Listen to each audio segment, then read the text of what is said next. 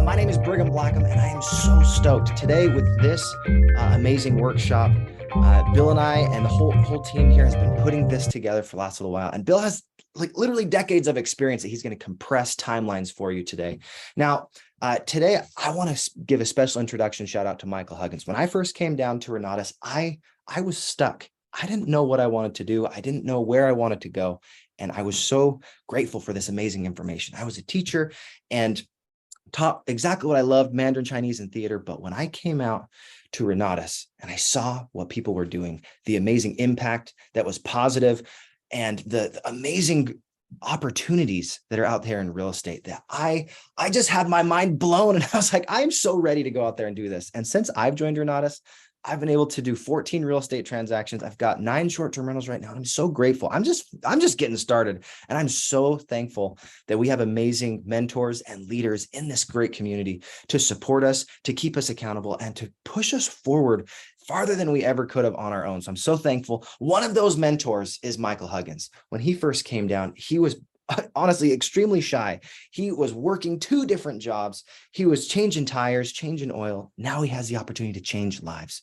I'm so thankful to have him be our host today. So without any further ado, come welcome Michael Huggins. He's out of Tennessee. So grateful to have you, Michael. Good morning. Tell us, Michael, a little bit more of your story, and then let's jump right in. Thanks so much. Let me make sure we're good to go here. All right, so we're recording. We're on live. Welcome, everyone. Glad you're all here. Good to see you all. Awesome. And looking at the chat here, it looks like we are coast to coast. Sweet. We got Florida, California. There we go. Both coasts. Nailed it. Good morning, Patricia. Will, Cameron, great to see you. We got the whole Vegas team in the house. Good morning, Michael B. Hey, Michael White. Look at all these folks tuning in. Cool. Well, we have a special treat today. 2 people here, and then we can jump into some training. Brigham, will you make all the appropriate people co-hosts who need to be co-hosts? Absolutely. No problem. Awesome. All right, folks, by the way, this is live. This is live. There's no scripts. Living the dream. Okay. There we go. Well, cool. Welcome, everyone. Today, we're going to be talking about the art of the transaction, setting up the deals, and the elements of it. Okay, so my job here is to talk about what is stopping most people and what we can do about it. There we go. And then we're going to bring in our trainer, Bill, Mr. Bill Predebon, who's completely revolutionized his life. So if you're looking for a revolution, then this is definitely a good place to be, to spend your time with us.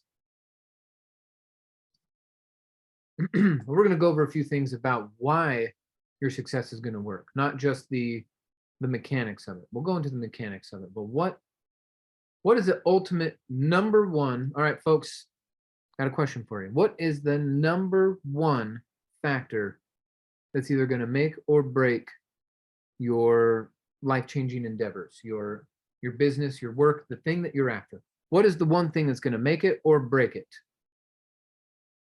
Okay, Sam says belief. Okay, Brigham says me, but what about me, Brigham? Got action, faith, discipline. Okay, taking action.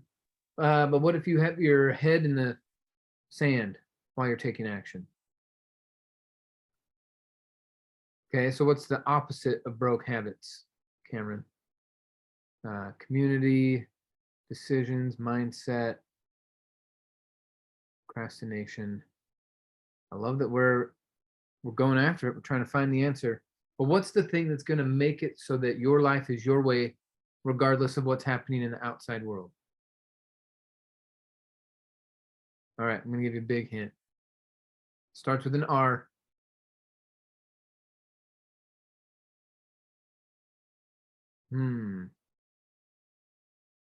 Rapport. Responsibility. There we go. Joel says relationships replicate the systems. Okay. But what it comes down to is responsibility. The level of responsibility we take for our lives will determine the level of our outcome. I love being in groups like this because we have such a big group of responsible people who are not only taking their money responsibility to another level, but also their body, how they treat their body, their relationships, how they treat others, all on a much higher level of responsibility. That's what's so attractive about this area, this environment, this market, this group, this community. Responsibility. So how many of you are responsible? You ready for that? You ready for that level of responsibility? And some of you are like, responsible? I'm not responsible for that. That's someone else's fault. Well, we talked about this last month, and for those of you who are new, we have an ongoing monthly series about revolutionizing our lives. We call it a life by default or a life by design. And I need to actually charge this. Got my whiteboard up here. You know what? I actually got it on a different slide. We're going to talk about this life by design real quick, because most people are living life by default. And I was too. Not the way to go about it, especially in America, where everything can be yours if you just have worked the right plan. It's not just hard work. There's plenty of hard work and broke people, which is unfortunate. So it's not just the hard work. So what are we working hard on? Are you working hard on your job, which you could get fired at any time? You know, you could get fired for having bad breath or tying your shoes wrong. It's a risky business just having a job, especially if you have people who depend on you.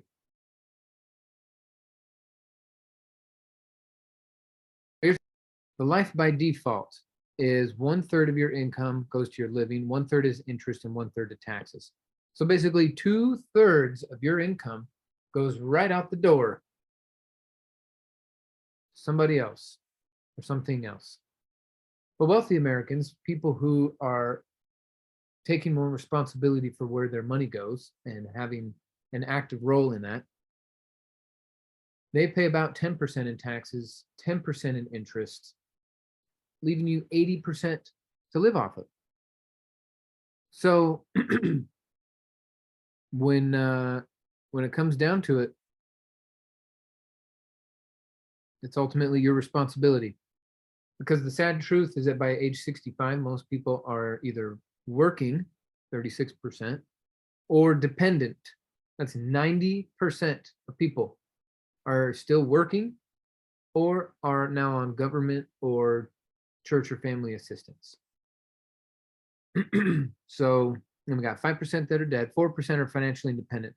Now, by the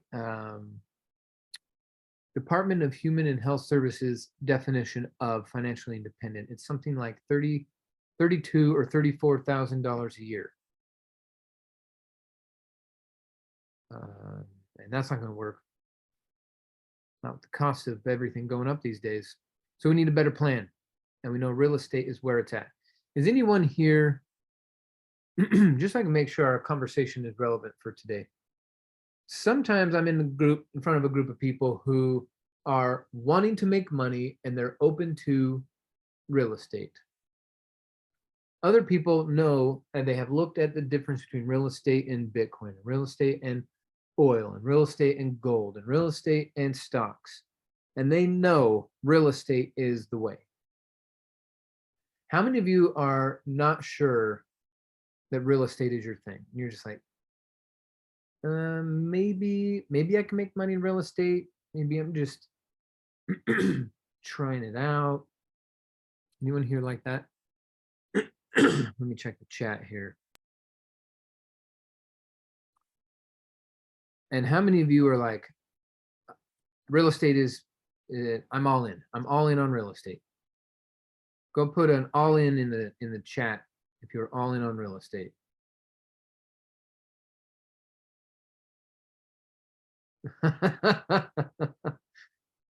This group said, figured it out way too late.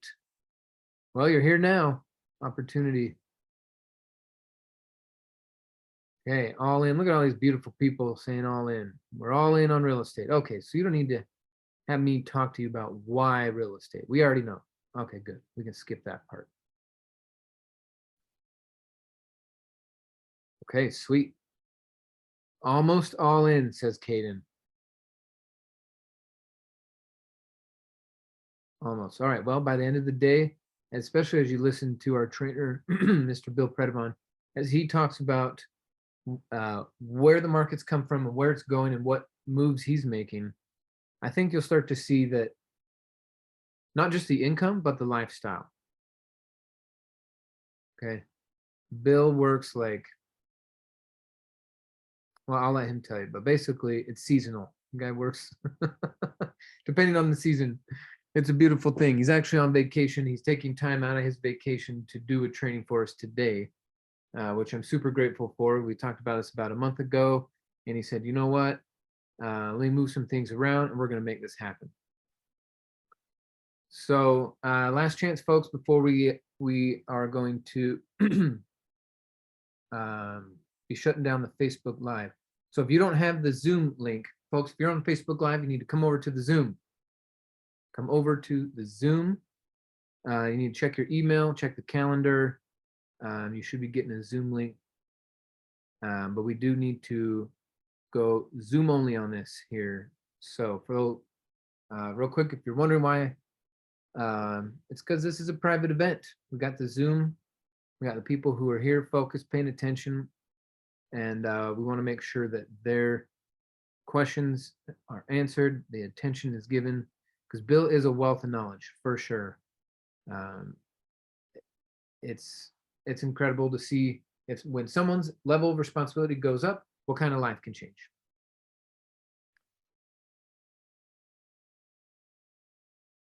So, all right, go ahead and Brigham, if we could shut that down. We're going Zoom only, folks.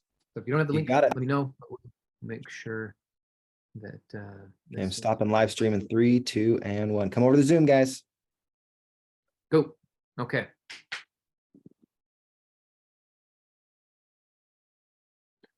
Awesome. All right, welcome everyone else. Cool. Got some more people coming in. Good morning to see you all. Mike and Sam and Scarlett. Sean. Good morning, two Seans. David and Dana. Deborah. It's a beautiful day. Okay. I was recently at a training and some people were talking about how worried they are about real estate and the interest rate and inflation. Interest rate and inflation. So worried. And part of the problem is when you give into the common narrative, the common dialogue around making money, you're going to get a common result. What is the common result most people are dealing with? Is fear. They're dealing with fear and lack when it comes to money. Fear and lack. Now, the only way to get out of that is to recognize and take ultimate responsibility. One, we're in America, so we have the ultimate freedoms to build a business as big as we want. Two, there's no such thing as lack. Look around. Every place I look, construction is going on, things are being built, properties are being flipped. It's amazing to see. So when other people are standing around with their hand out or, you know, waving a resume around, hire me, hire me, hire me. America doesn't need more people with resumes. America needs people with responsibility. Ooh, that's a good hat. Less resumes, more responsibility. We need people to take three things more responsible: jobs, housing, and food. And the more you can contribute to housing, the more you can contribute to jobs and food, the IRS will tax you at the lowest rate. So we can engage in things that will make us money and leverage and pay less in taxes. Less resumes, more responsibility. Stop standing in line. Let's get out there and work. If you're really waving your resume around saying, I'm willing to work 40 hours a week. Then damn it, work 40 hours a week. Here, doing this, building your dream, buying real estate. We started out the stream this morning with the Real Estate Walk of Fame from last year. We do it every year. It's incredible to see. And how many people have done 5 deals, 10 deals, 20 deals, 100 deals, 200 deals? The opportunities are out there. The action is on you. We'll give you the training. We'll give you the guidance. We'll do it right alongside you. I've also bought dozens of deals myself, but I'm still a student. I'm going to be taking the class today. But I just want to make sure we're in this mode of responsibility. And Bill, when you are ready, send me a private message. Just let me know when you're off the jet ski and good to go. Living the life, man. So responsibility will change the game. No government handouts, no demanding a raise at the job, no going on strike. No. Responsibility, action. What we like to do in the style of real estate that we're after is solving problems for a profit. And the mode, this thing that was taught to me about money that I wish I'd have found earlier is an equation. The equation is always add more in value than you receive in payment. Always add more in value than you receive in payment.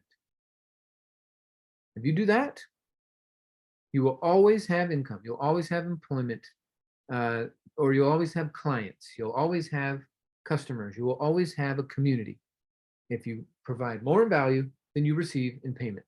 So when I first got introduced to this group and I was working at Jiffy Lube, I was making $8-9 an hour. When I became shop supervisor, they offered me a 20-cent raise.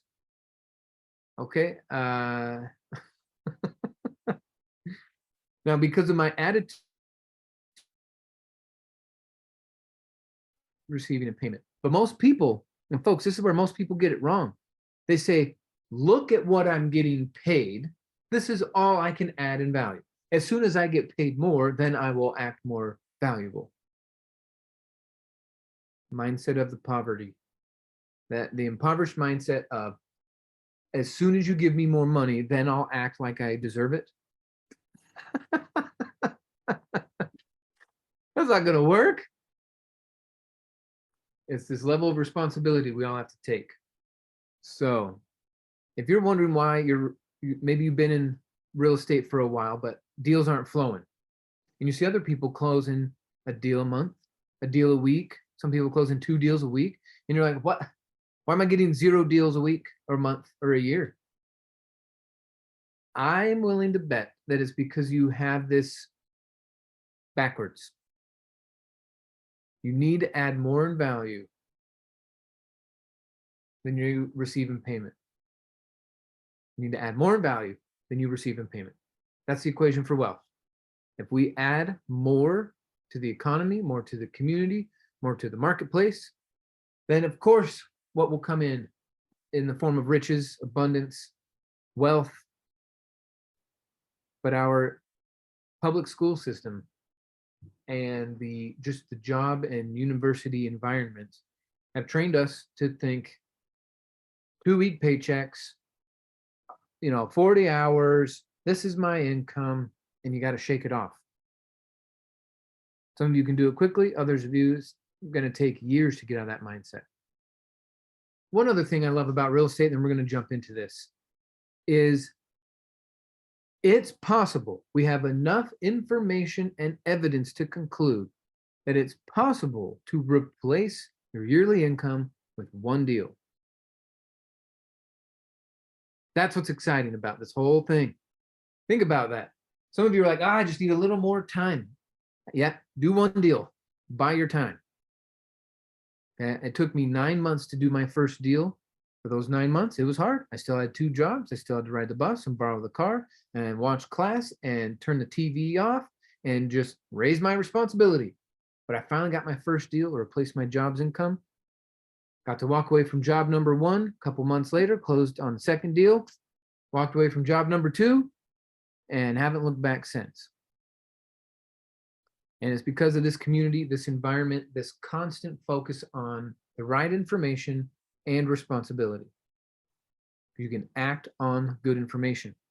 And so because of that, 13 years later, I've done 35 deals. I have a couple hundred acres in the woods of Tennessee. I got commercial properties that we're doing condo conversions. I got a mobile home park. I bought at an auction 2 days before I didn't even know about the auction, and we ended up winning it. We've got some short-term rentals, long-term rentals have been in the portfolio, fix and flips, lease options, a lot of seller finance deals. I love me some seller financing. So today we're going to talk about how to structure the deal. And I'm going to go into student mode because I love learning. I love being able to apply this information and take what was just me, now my family, on a whole new trajectory. We are going to be ending up somewhere totally different 2 years from now, 5 years from now, 10 years from now, because of this community. So if you're brand new here, take it seriously. Sure, there might be some quirks and some funniness and some goofiness, and maybe some of my jokes are way funny to some of you and offensive to others. I mean, that's, I guess, the part of the joke, right? But we're here to have fun. We're here to take care of our family, our bodies, our relationships, our country. And so I got a lot of love in my heart for this community and for our trainer today. So let's give a big warm welcome to Mr. Bill Predebon. Good morning, Bill. How are you doing? I'm awesome, man. I'm glad to be here. I'm grateful to be here. How's everybody doing? Welcome, welcome, welcome. How we doing? Loving life, man. How's Thanks for Michigan everything you treating do, you? Michael. You're very modest in your introduction or your story. You guys, it's an honor to be introduced by Michael Huggins and just be a part of this team. He's done some exceptional things in his business. You know, he's created quite a life by design, if you will, for lack of a better term. And he's just an example. I'll tell you what I know about Michael is not only is he a real estate investor, you know, just a very strong business owner, takes it serious, always a student. You know, he's created, you guys, multiple 7 figures, 7, not 6 figures, but 7 figures in his marketing business and sales business, but also then turn that into real estate, creating, you know, lifelong legacy type property and wealth through the system. But I think what he's most famous for, if you will, and most respected for, is his willingness to help others, to reach out and pass it along, if you will, pass the torch and show others. And he's at a very young age, in his low 30s, and able to do this because of you know, what we're all about today. So it's pretty badass what Michael Huggins has done, and to be introduced by him and to be honored to be part of this team and do this training for you guys today is just a blessing. So Michael, you're badass, man. Thank you. Thanks, Bill. I Yep. appreciate you, man. Teamwork makes the dream work. Totally. And for everybody else, it's just awesome for everybody that's here today. And I'm excited to share some information with you guys. And I appreciate all the people that work behind the scenes to make these things happen. I appreciate all the guests that are here and all the team that are here. And this is for you. So it's about me. Unfortunately, that's the only way I know how to, or I don't know if that's the only way. That's the way it is designed, if you will, and the way it looks, but it is honestly for you. It is, this training has very little structure when it comes to these slides. I've got things in mind. We put some time and effort, obviously, into designing these slides and creating this training, if you will, but it is off script, as Michael said. This is live. There's no practice, and I'm just a person. I will tell you a little bit of my story as we go through this. You know, you can see some details there. We are going to go through my background a little bit, and we're going to talk about 8 different real estate myths and the truths behind those. We're going to talk about money, crafting some deals at the end, kind of playing back and forth with those. But most importantly, if you choose and you want to chat in the chat, or you want to, you know, bring something up and comment, feel free, and then I can address it. So again, very, very informative. I'm going to tell you that, I don't consider myself a guru. I don't consider myself, I don't know, necessarily an expert or anything like that. I'm a product of being a student. I'm a product of putting things in action, taking action, learning. I'm a product of mistakes, but most important, I'm a product of the people I surround myself with, which is what you're doing today, surrounding yourself with some amazing people. And it's really made the difference for me. So I'm going to share like my life experiences over the last 15 years and a little bit before that, but I've been investing now 15 years in real estate since 2008. I've been through a lot of different markets. If there's a real estate strategy, I believe I've done it. There's probably a few that I've only done once.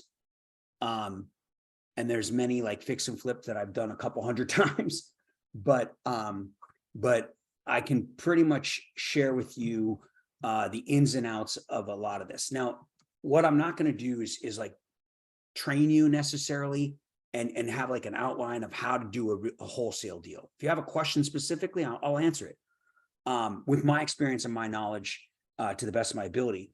But I think what the goal here is today is to make it worth your while, like that you can come out of here going, having a mindset that makes sense, that you feel good about, and a kind of a plan, if you will, and finding out what's possible and what you really can do and what it really does take, and that it's not that hard, and that it's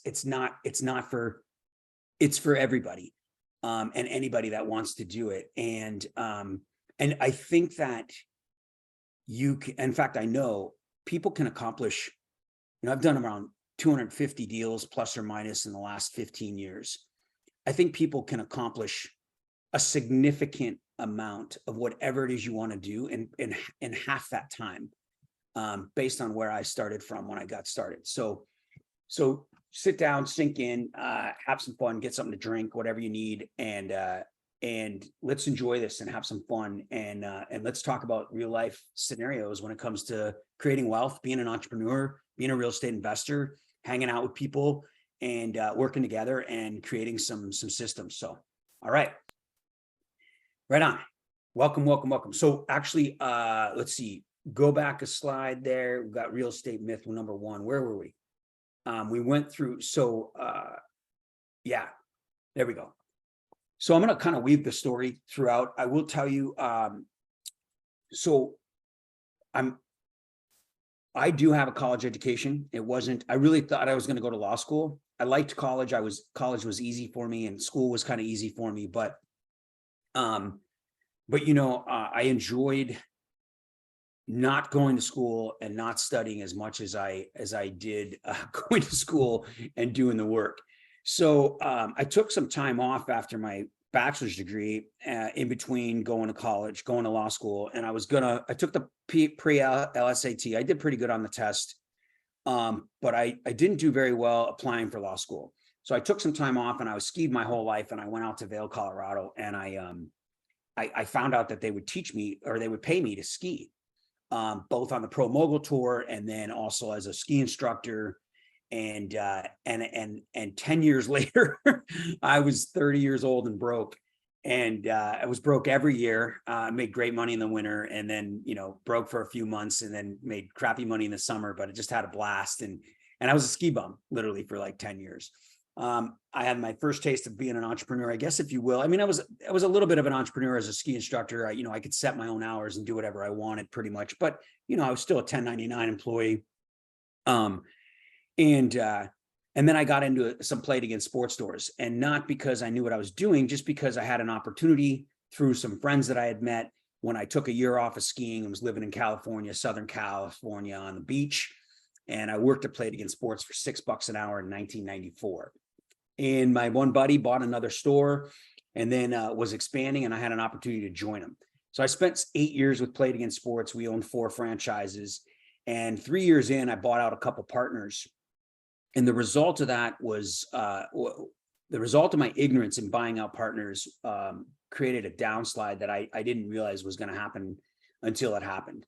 And with the market crash in technically started in 04 in Southern Cal. By 2006, I had to file bankruptcy. I foreclosed in 2008, I think, or 2007, I guess, on my condo in California. That was my first property.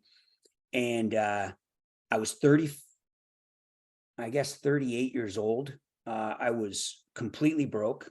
I had no, and this doesn't matter. Like, you don't need to have a tragedy happen in your life. You know, you might have some struggles financially, but you know, and live paycheck to paycheck like a lot of people, most people do, and things like that. But I'm just letting you know why I got into real estate. When I owned my stores, there was a lot of people that had a lot of time freedom. They drove nice cars. They seemed to have a good family. You know, they had time to take their kids to the sporting goods store to buy them stuff for their games. And then they also had time for themselves. They'd come in and buy golf clubs, and they'd go out and play golf in the middle of the week. They had, you know, surfboards. They would buy everything from my stores. And I would get to know these customers, and the majority of those customers had something to do with real estate. Cause I'd always ask, you know, what do you do? And then the writing was on the wall as I was starting to lose my stores. We were starting to run out of money. The inventory was being depleted. We couldn't really go and buy the inventory we had. Things were just sliding. I overpaid to buy out my partners by hundreds of thousands of dollars. It's a long story, it's not a long story, but it's not relevant here. And, you know, when the dust settled, I had no job, no income. I had no retirement, no savings. My credit ended up being pretty bad with the bankruptcy, and I had some personal guarantees. I'll tell you, bankruptcy is not always the solution. If I knew now what I knew then, I wouldn't have filed bankruptcy, but I was instructed to do so by my attorney. And I regret that, right? I don't regret filing bankruptcy. I regret not knowing more about bankruptcy before I made the decision to do it based on someone else's advice, right? When a bankruptcy attorney makes money filing bankruptcy, it makes sense that they would have you file bankruptcy.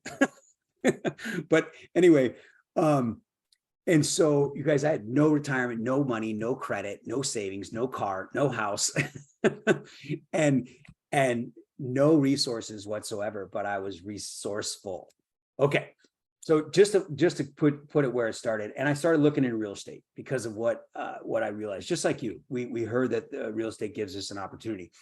So I'm going to weave the rest of the story in as we go. But I believe that most of you are probably not like that at this point necessarily. And so the good news is, no matter where you're starting, no matter how far into this game you are, you can play the game, you can play to win. And it's going to take whatever time it's going to take. Where you are is exactly where you should be. And the opportunity here today is learn a little bit and kind of understand a little bit more and kind of see a bigger picture so that you can get to where you really want to be. All right. And maybe make a little less mistakes. So Brigham, with that, we will go to slide number 1. Everybody, I'm just checking. I got the chat up. So if you need to chat, if you want to, I think the hosts have the controls for you. If you need to come off mute, raise your hand or something like that. Feel free to chat in, and we're going to get started. I'm going to kind of share some stories with these slides, and I'm going to be talking from a place of experience and the knowledge that I have. And it's interesting, a lot of the things I know, most of them are not something that I created or invented or quoted and all those things. They're just things that are available to us that I've been able to put into play. Okay, I can do it on my own. And we all know, and the truth of that is you don't know what you don't know. And I'm going to get to that. So you can kind of take a screenshot of this or whatever, and then we'll kind of just talk about it. I can do it on my own. I believe that it's possible. I think we're human nature. We're taught to be independent. We learn our entire lives from our folks or whatever, that if it's up to me, that we can be resourceful. And now, with the internet and the AI and everything out there, there's no question you can learn to do things on your own. You do not need to pay somebody to help you. Right?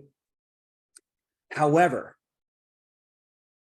the reason that is a myth, the reason it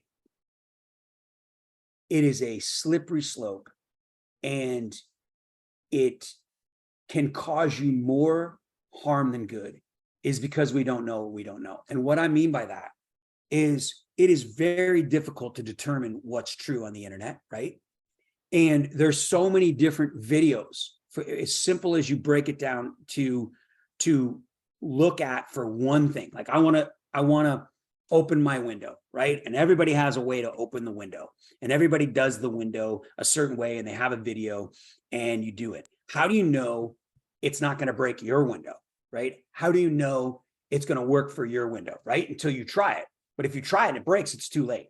I know that's stupid and simple, but the point is how do we know what we're looking for? Like if we're trying to do wholesaling, which is so simple, right? It's not simple to do, but it's a simple method. It's a simple strategy.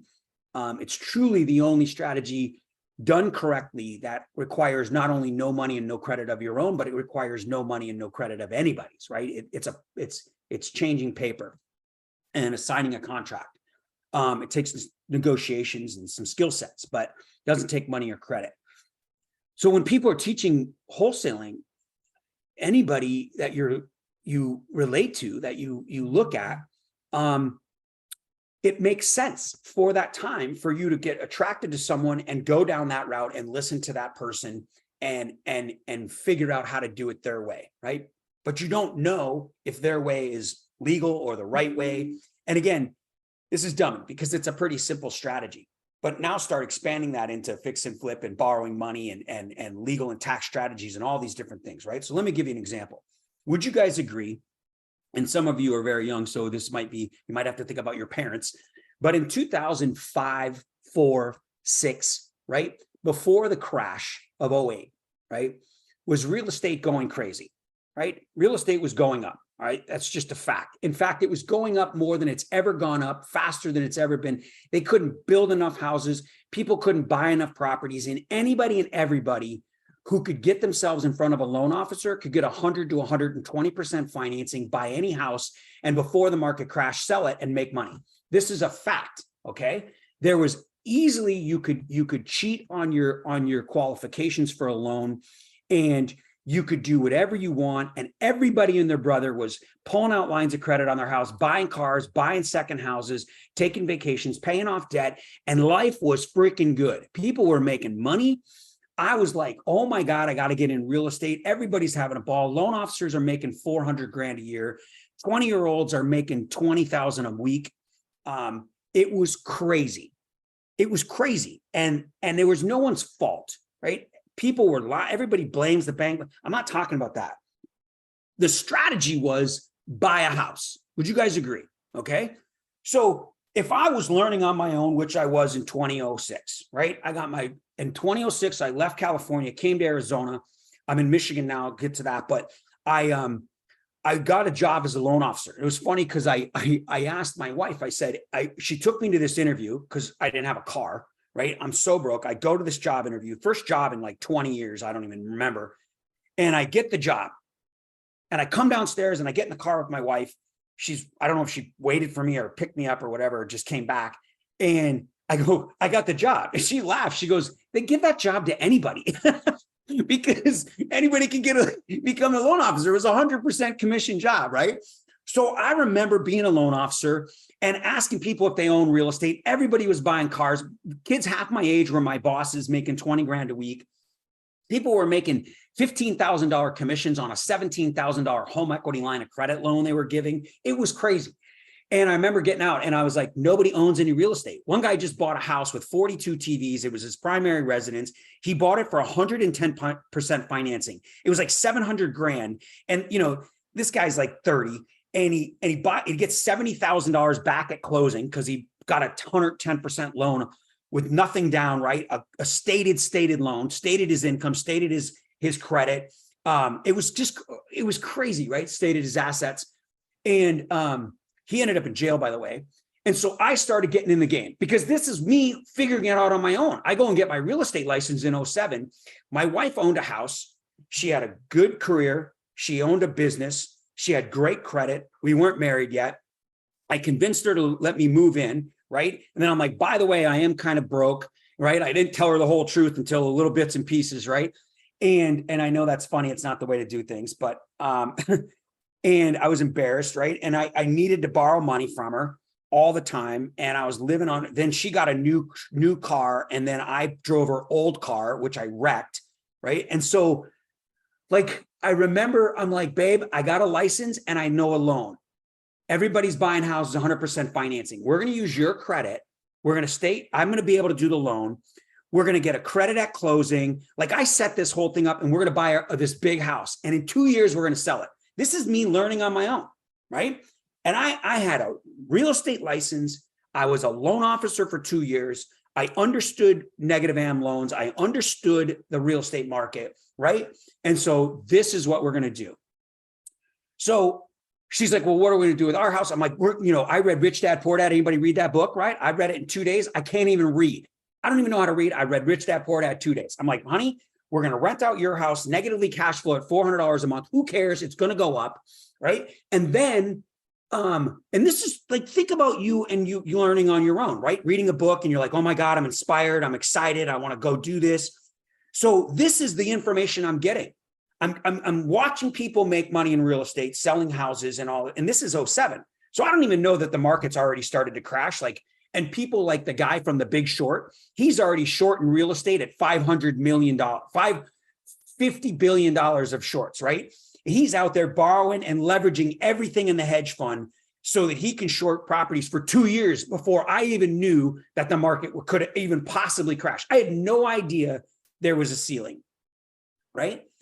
So I go out and get us this house. We get into it. We close on it in March of 2007. When the dust settles, we're negatively cash flowing her property $400 a month. I had no idea how to be a property manager, but I told her I was going to take care of it. I was going to get an LLC, right? I was going to rent it out. And I got this guy who was in prison. He could go, he got out. He's like, gave me his word and all the stuff. And I wrote a lease and just an absolute joke. He just, pays 2 months and 4 months later, we're paying for his mortgage. I had to evict the guy and get him out of there. Right. And then all of a sudden this market crash is coming. And by 2008, Sherry and I are upside down, $150,000 in the house that she owned. Right. I had refinanced it into an ARM so we could pay less in interest on the house so that we could try to cash flow it less, negatively cash flow it less. Then I put us in 100% financing on 3 loans, the first position, second position, and we put in a pool before we got married, third position, 100% financing. And we owe 490 grand on a house worth 200 grand in 2008. I'm upside down almost $400,000 in my first 2 real estate deals, right? And if you count my first house, I foreclosed on that. That was me learning on my own, right? So the truth is, you may believe that you're looking for a strategy and you're studying the strategy. But if you don't have a soundboard, if we don't have the people we know to rely on, and I'm not saying you can't learn wholesaling on your own, but if you want to wholesale and get a job, you never own anything, right? And hopefully, here's another myth, right? Inside of wholesaling. Hopefully in a market like today, when deals are hard to find, right? You're trying to get tied up all over the place, tie up all these properties. And you realize there are people in the wholesaling game in markets like this that have been doing it for 2 to 3 decades. And they don't just do some wholesaling. They ramp up. My buddy out of Phoenix, right, owns a wholesaling company that is doing $50,000 a month in marketing. And all of a sudden us, right, the average Joe, we get into real estate, we read a couple books, we go on YouTube, we watch wholesaling, and we're like, I'm gonna wholesale. I'm gonna go knock a door, and I'm gonna throw out some ads. I'm even gonna buy an auto dialer, and I'm gonna call these guys, right? If you've got a $500 a month budget or $1,000 a month budget, do you think you can compete? Right? These guys, and that's one company. I know like the guys I know in Phoenix, because I've been there for 15 years in that market. I know every guy that does real estate in that market, right? Sean Terry, Cody Sperber, Pace Morby, I know everything, right? All these guys. And Keegley started in Florida. He was the guy that started Keegley was one of my guys that I first went door knocking with, right? So here's the thing. You go out and you think you're going to do wholesaling because it costs you no money. And then you're going to compete with the people that are ramping up their game.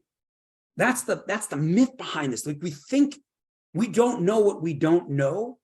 And when we don't know that, it ends up burning us. All right, next one. Real estate is risky. The crash is coming, right? Anybody think the market's going to change? Right? Anybody think there's, I mean, come on, we're afraid of it. Like, I don't mean like deathly afraid, but we think about, when is it going to go down? When is this going to stop? When is something going to happen? Right? And then most importantly, and in our face, right, that we hear of every day, not really the market crash as much right now as we do hear about the interest rates and inflation. These are facts, right? These are things that affect the real estate market. So naturally, anything negative, when there's negative press, the general public will run from real estate, right? Because it makes sense. Why would I get involved in something that not only is risky to begin with, but all these factors that I don't know much about? I'm hearing all kinds of different stories. I don't have enough knowledge to understand it. So I don't have any experience in it. So I'm just going to wait, right? I'm going to wait. The truth is, it is so risky not to be in real estate. The truth is that real estate is where 76+% of the wealthy created their wealth and hold their wealth, right? In business and real estate. Real estate is the single most beneficial tax shelter on the planet of America, right? Real estate is something that has been proven over 50 years of the National Association of Real Estate tracking real estate. Real estate has gone up over time, up and down, but overall up almost 6% per year, just in appreciation, right? Doesn't always appreciate, but over time it always has, right? Real estate is the only asset. It's the only asset that the government allows you to actually depreciate, which means the government, the IRS, they look at it and go, you own a house, it's actually going to go down in value because it's a home that's going to be worn out. Over time, it will wear out. Therefore, you can depreciate the asset. Yet it's an asset because it makes you money. If you do it right and do it correctly and you cash flow the property, you actually get to, it brings you in income and you get to depreciate the value, right? There's no other asset they allow depreciation, not stamp collections, right? That wear out. If you don't put them in glass or baseball cards and you don't have it preserved, it's going to deteriorate over time, right? If you don't have it in a safe, if you don't have your car in a climate controlled garage and you never drive it, it's going to go down in value. You take your classic Cobra that raced in Le Mans or whatever it did, and you drive it down the road to the car show, it's going to go down in value, right? Until you fix it up, right? And yet you can't depreciate it on your tax return. And it doesn't make you money unless someone's paying you to put it in their museum, right? It's not an asset, it's a liability. It's only going up in value based on the demand and the limited supply. It's not going up in value based on appreciation and someone using it and because there's less of them. Does that make sense? All right. So real estate is too risky. Let's address the truth behind that myth, right? The truth is real estate does have risk. There's no question. But every investment you make, come on, let's be honest, crypto, right? The stock market, I don't care if it's a bloody mutual fund, there is risk. I'm working with my mom on her retirement, and we're talking about things. And it's funny, you look at the guaranteed return in these very, very conservative stocks that she has my dad's retirement account in. I'm telling you, you know what the guaranteed return is? 1.3%. They're like, we guarantee it's going to go up by 1.3%. Now, if you look at the performance over all this million to dollar, whatever it is, and you look at the years, it on average goes, has increased 5%. So technically, have the interest, this is what you're making every year, right? Like 5%, right? And inflation is what, 3.5%, right? So it's so funny. There is risk in every investment. The true risk that we share commonly is that we do nothing.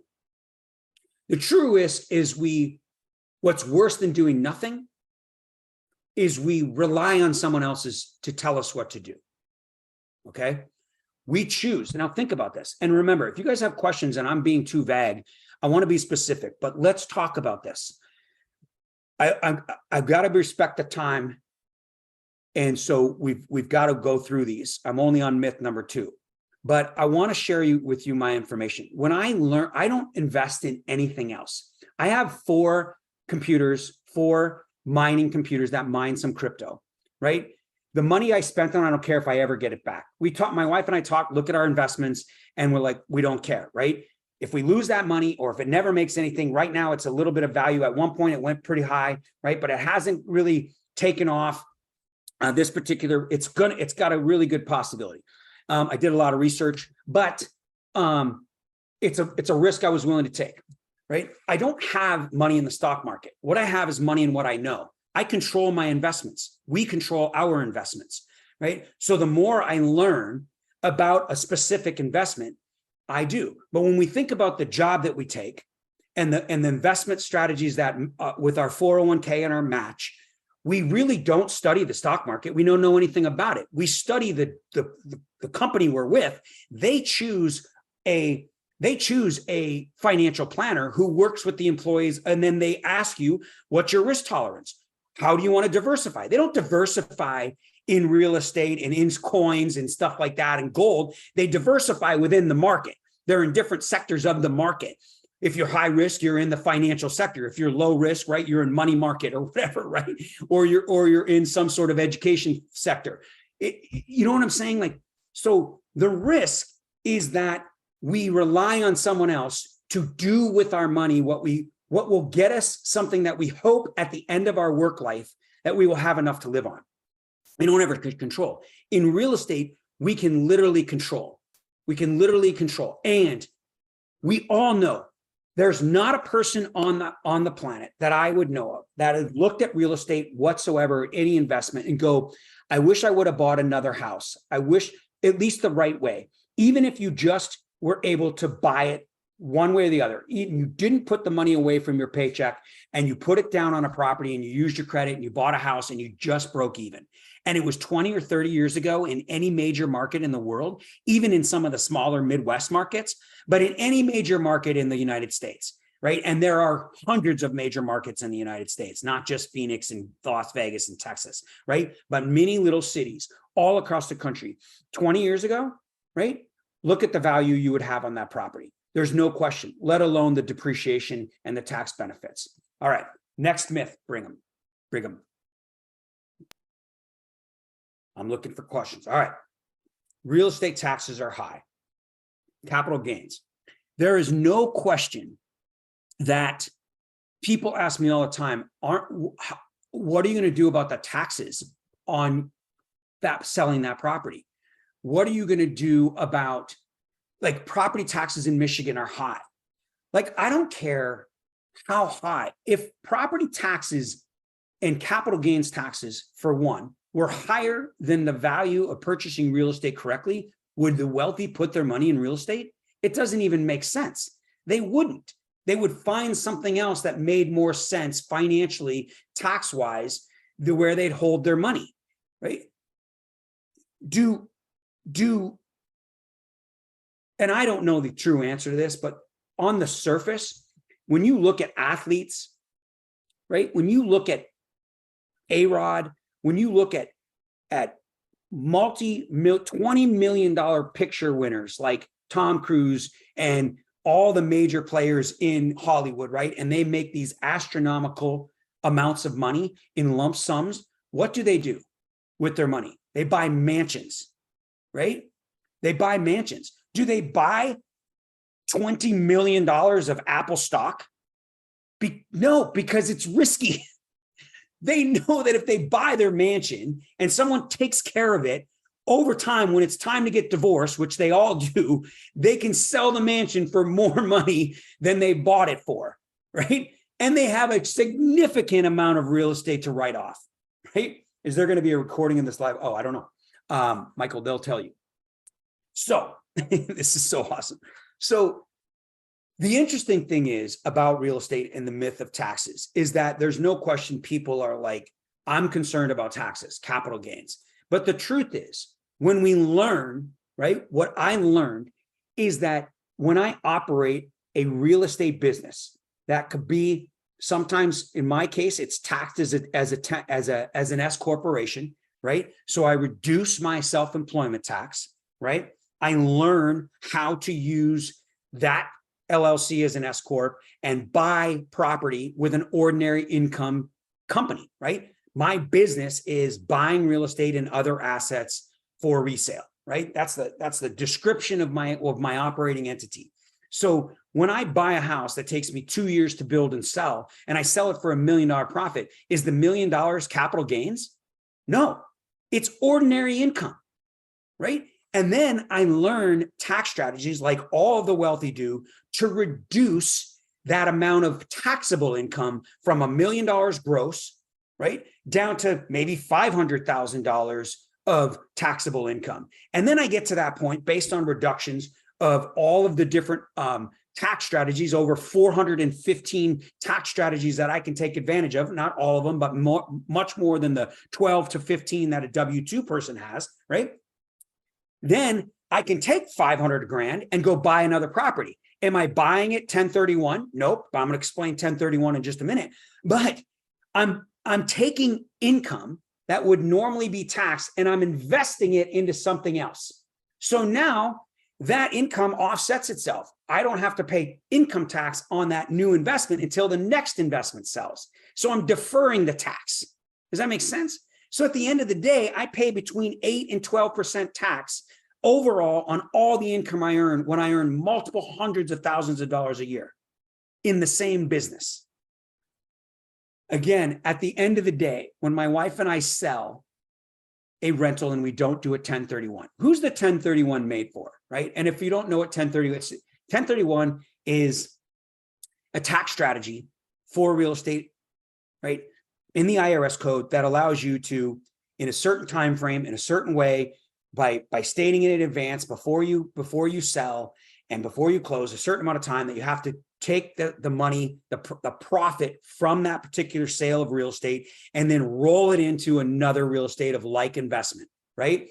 And then therefore you don't get taxed income, capital gains, or ordinary income. Your income bracket doesn't go up. You don't get taxed that year of that transaction. You get taxed later on in life when you resell the next transaction. So if you keep 1031ing your whole life, and you keep increasing in your profit and you have equity, and then you use lines of credit to spend the equity, but you keep the equity in there and you pay back the lines of credit over a decade and a lifetime of an entrepreneur, and then you have kids and you put it in a living trust, then by the time you've done a 1031 50 times and at the end of your lifetime you pass away and you leave it to your children or your family legacy or your favorite charity, it passes through tax-free, right? And so you avoid taxes altogether. You defer them long enough until you can avoid them, right? It's for the wealthy. It's for the people with a job with 20% down that can go buy a piece of property and keep selling it over time and increasing their wealth through this trend. But other people like us that are going to get involved in real estate investing, and we don't have a CEO job or a doctor job or a lawyer job or whatever it is, or some big business job, whatever it is, and we have time to do real estate, or we have knowledge to do more real estate, then we can take a property, we can sell a rental property that we don't want anymore because it's not performing as well, and we can get rid of it. We can make a couple $100 grand or whatever it is, and all of a sudden we're exposed to higher income and capital gains. Number one, big deal, right? Because we made more money than the capital gains itself, but we don't want to give rid of all our money. But what do we know how to do? We know how to reinvest that money. We know how to put that money to work, where if capital gains goes up by 12%, we could put the money to work and make 20 or 30% on our next deal. So therefore we offset the capital gains in multitude of ways, right? So this is the truth. Every time, I've never done it. I've only done one 1031 exchange. Most of the time, if we sell property, we reinvest the money. So we are able to reduce the amount of income, or we just pay it. 1031, tax strategy to defer taxes. Yep, there you go. Okay. We're going to keep moving. Next myth. I hope that makes sense. We got to understand that. All right, there we go. Real estate is only for the rich. Takes money to make money. We're going to kind of talk about this in two different sections. I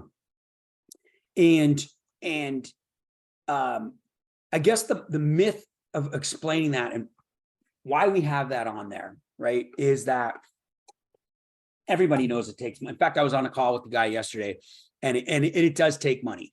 It is nice, not just real estate, but to make money, it takes money. That's not the only thing it takes, but it sure does help. The problem with that is that we use that as an excuse. We use the opportunity of real estate being for the rich, meaning, as I just explained, look at the mansions that people buy. When they have money, they just park it in real estate and, they're lucky. I totally get it. The other idea behind this is that, there's no way that I can get involved in real estate when we think about it, right? When we think about like my buddy, one of my best friends in the world. In fact, he is my best friend in the world. And he takes his money, makes great money. And in his mind, it's interesting because it's easier and simpler for us to grasp the idea of buying 10 stock shares of Apple, right? $6,000, $600 a share, whatever it is. We buy 10 shares, it's $6,000, right? And we like, oh, does this make sense? Like Brigham's shaking his head.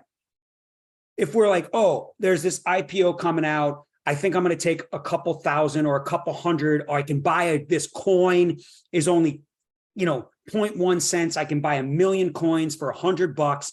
And if it takes off, great, right? So we deduce our reality. We take our dream and we shrink it. And we go, here's the deal. Real estate takes a lot. It's a lot more money. I don't have it. I don't have the time.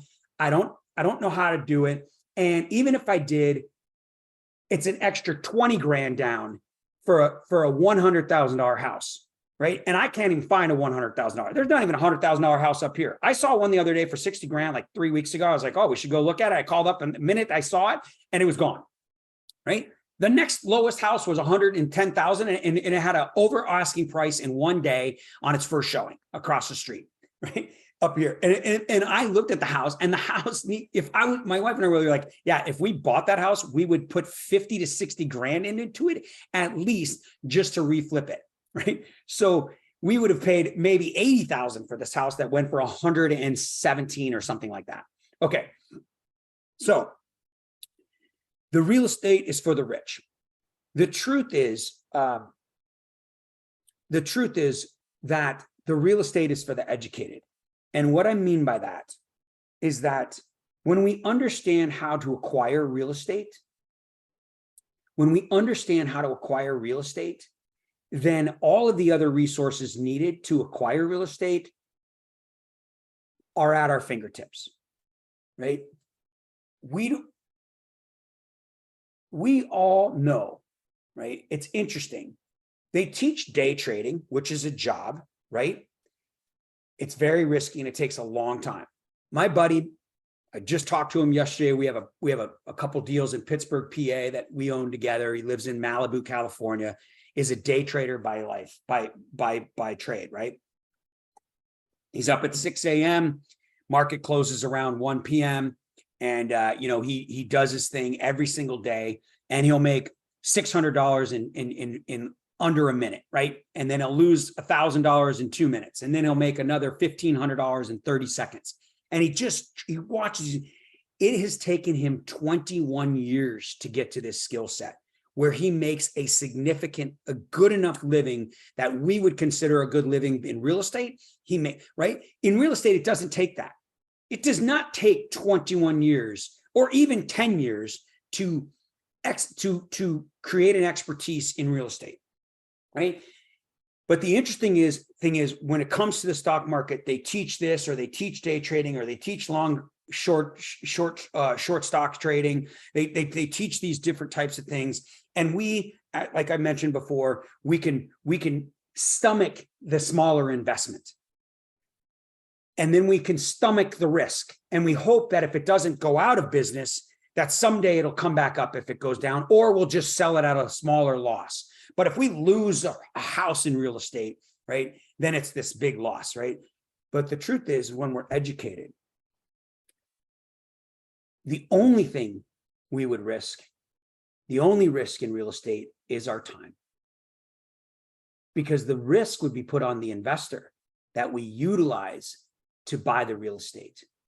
And with multiple exit strategies, the real estate risk can be almost brought to nothing through knowledge and through other people's experiences, whether you've ever done this or not, through working with people like myself, people like Michael, people like Brigham, the list goes on. Michael Hudsman, I can look at all these people on this, Michael White, right? Sharon, Patricia, the list just goes on. When we're working with people that are working with other people that are working with people that have done it, experiences and knowledge reduce the risk to almost nothing, to where you can not only stomach the idea of the investment, but you are excited about the idea of the investment.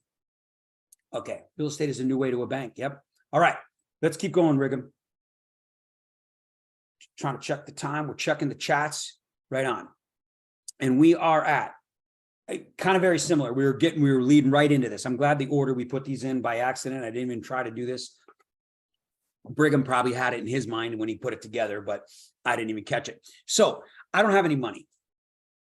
And so here's the cool thing is, as I said in the overview, is I went through a little bit of my story. I'm gonna weave a little bit more in there, make it a little more exciting. I hope I'll probably need to tell a little bit more truths in there. Okay, so we are going to go over a couple deals at the end, and I'm going to talk about money and getting money. But everybody knows, who's ever looked at real estate, that you don't need money and credit to do real estate. I get it. First of all, the truth is it sure does help. If you're going to create a legacy and you don't want to have a job flipping houses and wholesaling houses your whole life, right? Where you're tired and sick of contractors and sick of renters and all those things, I hope you increase your credit. I hope you learn about credit. We have classes, 4 different real estate classes on credit, understanding credit, utilizing credit, business credit, understanding how to create credit and use it in the future. When I had no credit, it didn't stop me. I didn't care, because someone told me at one time when I went over and over and over again learning how to do real estate that I didn't need credit to do it. So I believed it and I went for it, right? That's what you're going to do, and you're already doing too. But eventually what I knew was that I had no credit.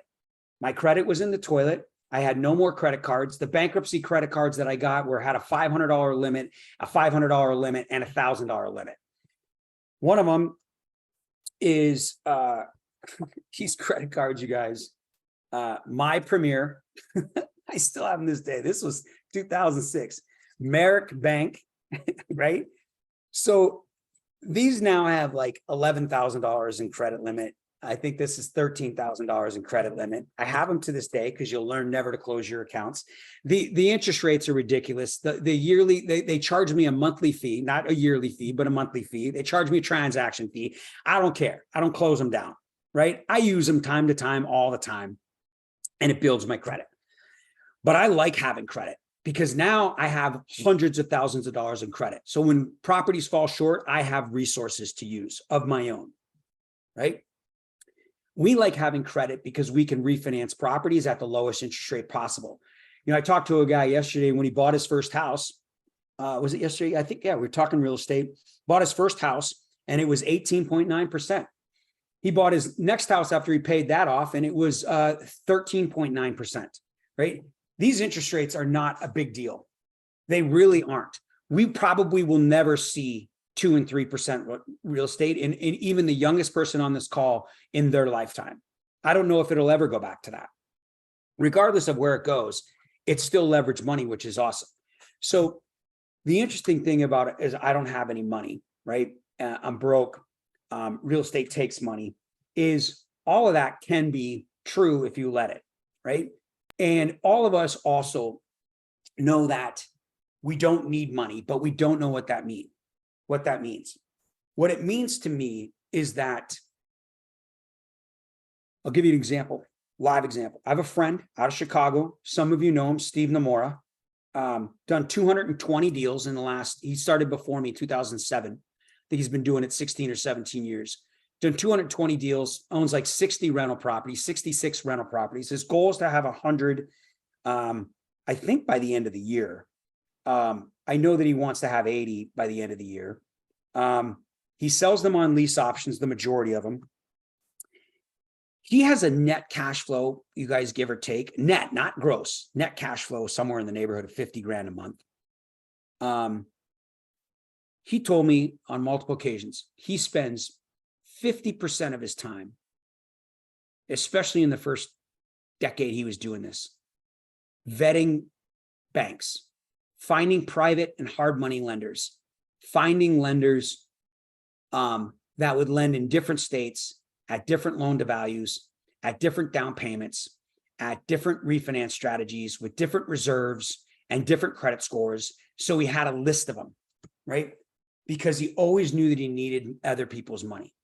Then he spent the rest of his time, like I do, understanding subject to, right? Subject to financing, owner financing, seller financing, creative financing, lease option financing, private money financing, hard money financing, all of these different strategies to acquire property with other people's resources. And if you go back to that, which Brigham, you don't have to, but if you look at the truth, that it just takes that money is not needed for real estate, nor is credit, that there's relationships. When you surround yourself with a group, now this is a snippet of the people that we have in the Renatus community across the country. I have spent the last 14 years with this group in the community, building a team, working with a team.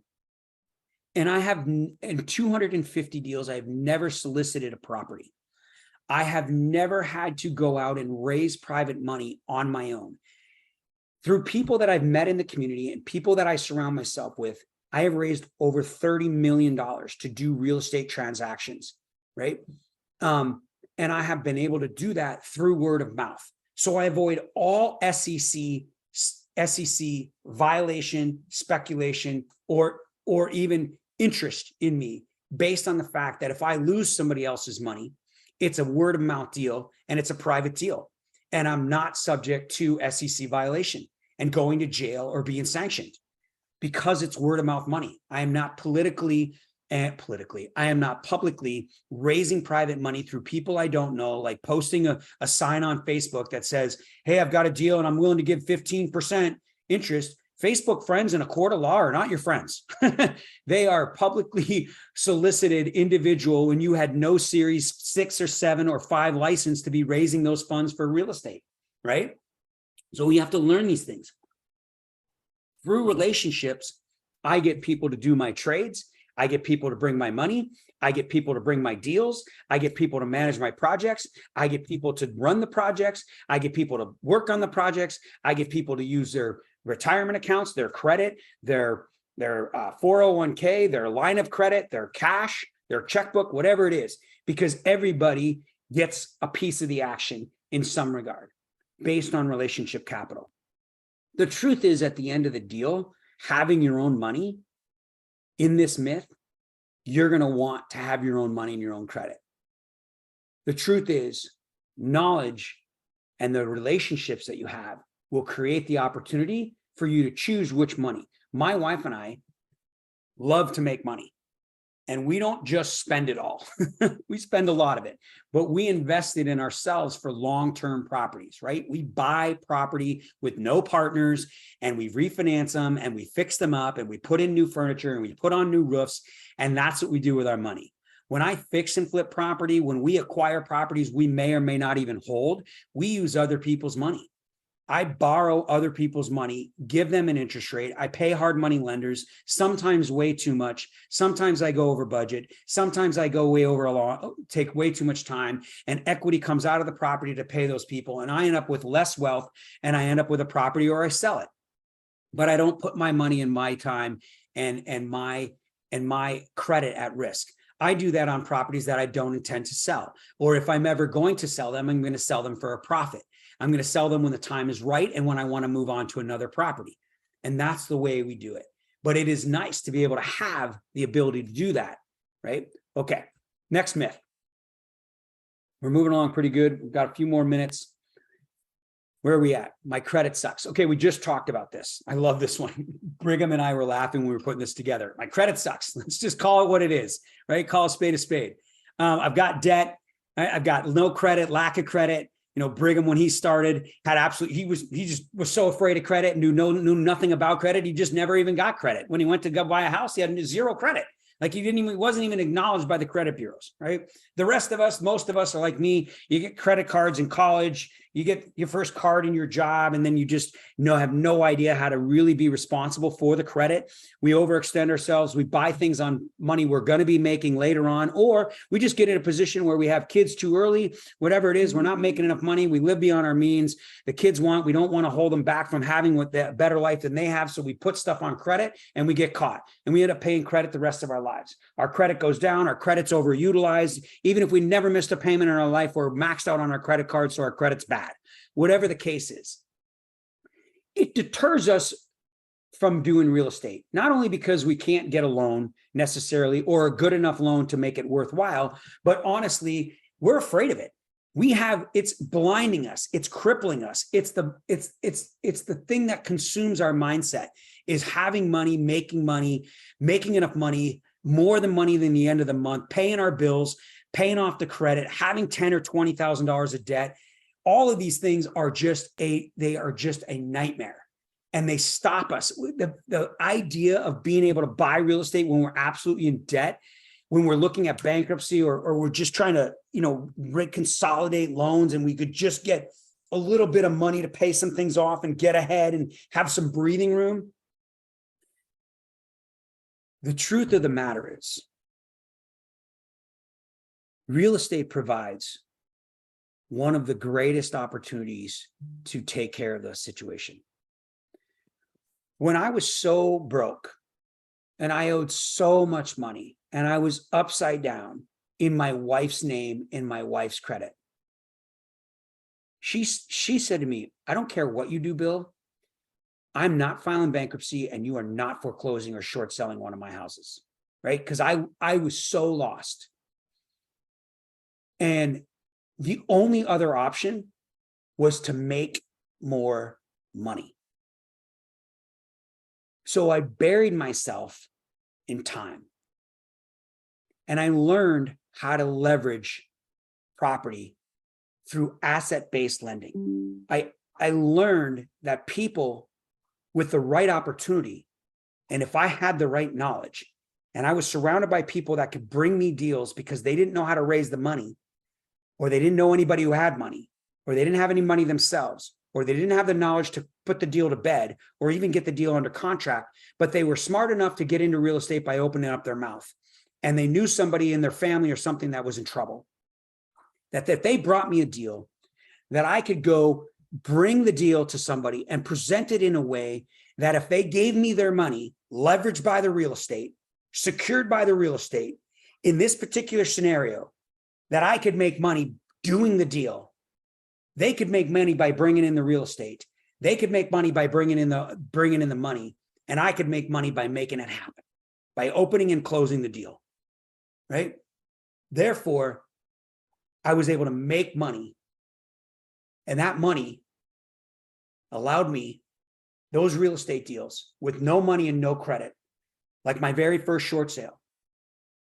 Took me 7 months to close my first short sale. I worked in 2008, you guys, I worked on 100 different transactions. I was on the phone with the bank going nowhere, had no idea.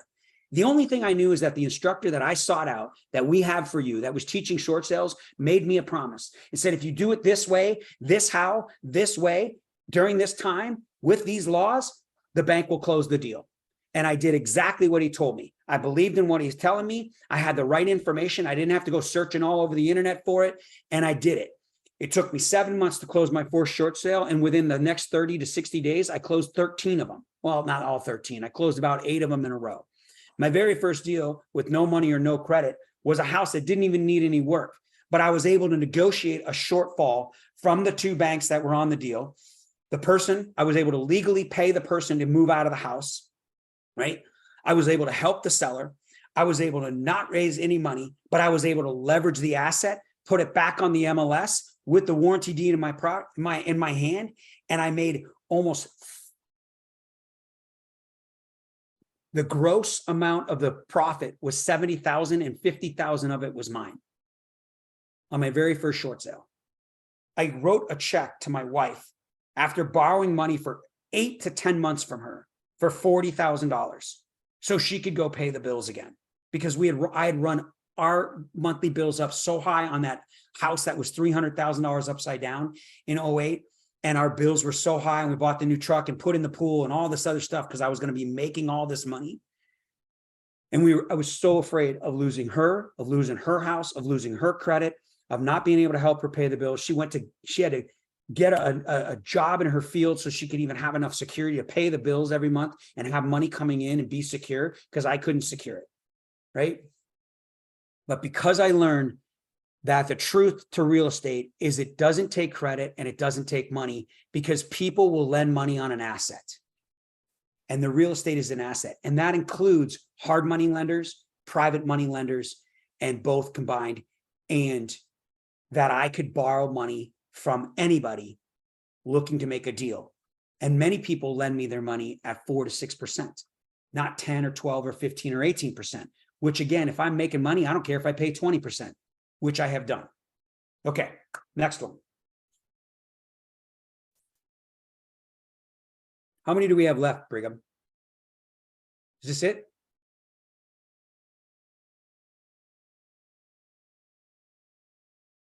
Okay, 2 more. All right, let's go through these and we'll wrap it up.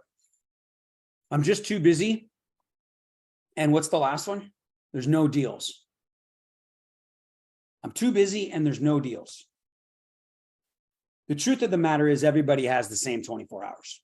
You guys, I know you all agree. I know you've heard that, but it's kind of BS, right? It's like, I know everybody's got the same 24 hours. Don't tell me that crap. I totally get it, right? There is no question that all of us are busy. There's no question that we have a life, we have faith, we have family, we have a job, we have work, we have our kids growing up. We don't want to miss our kids and all these things. And all of these things make sense.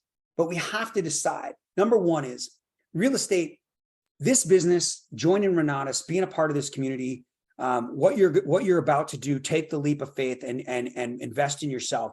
These types of things, it's not, we're willing to put up 40 years or plus of our life at 40 to 50 hours a week. We buy that system every single day. In fact, we teach it to our children. Go to school, get good grades, go get a good job for 40 years, and you're going to be able to retire. Like, that is a fact, right?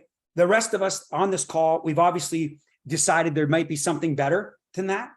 There might be another way, but we know that we're busy. We know that we just can't quit our job and put our kids and our family at jeopardy and go broke and go bankrupt and have no shelter and not put our kids in school and not put them in the programs they want to be in. When I got started in real estate, I was working all the time as an agent. I was driving people around with no money to put in the gas tank to go rent a piece of property. The market was crashing. I was trying to do loans that weren't closing. I was doing all of these things. You know what else I was doing? I was watching TV. I'm a sports fanatic. I was a pro skier in my 20s. I played sports my whole life. I was a junior Olympic skier. I loved baseball. I loved football. I loved everything about sports.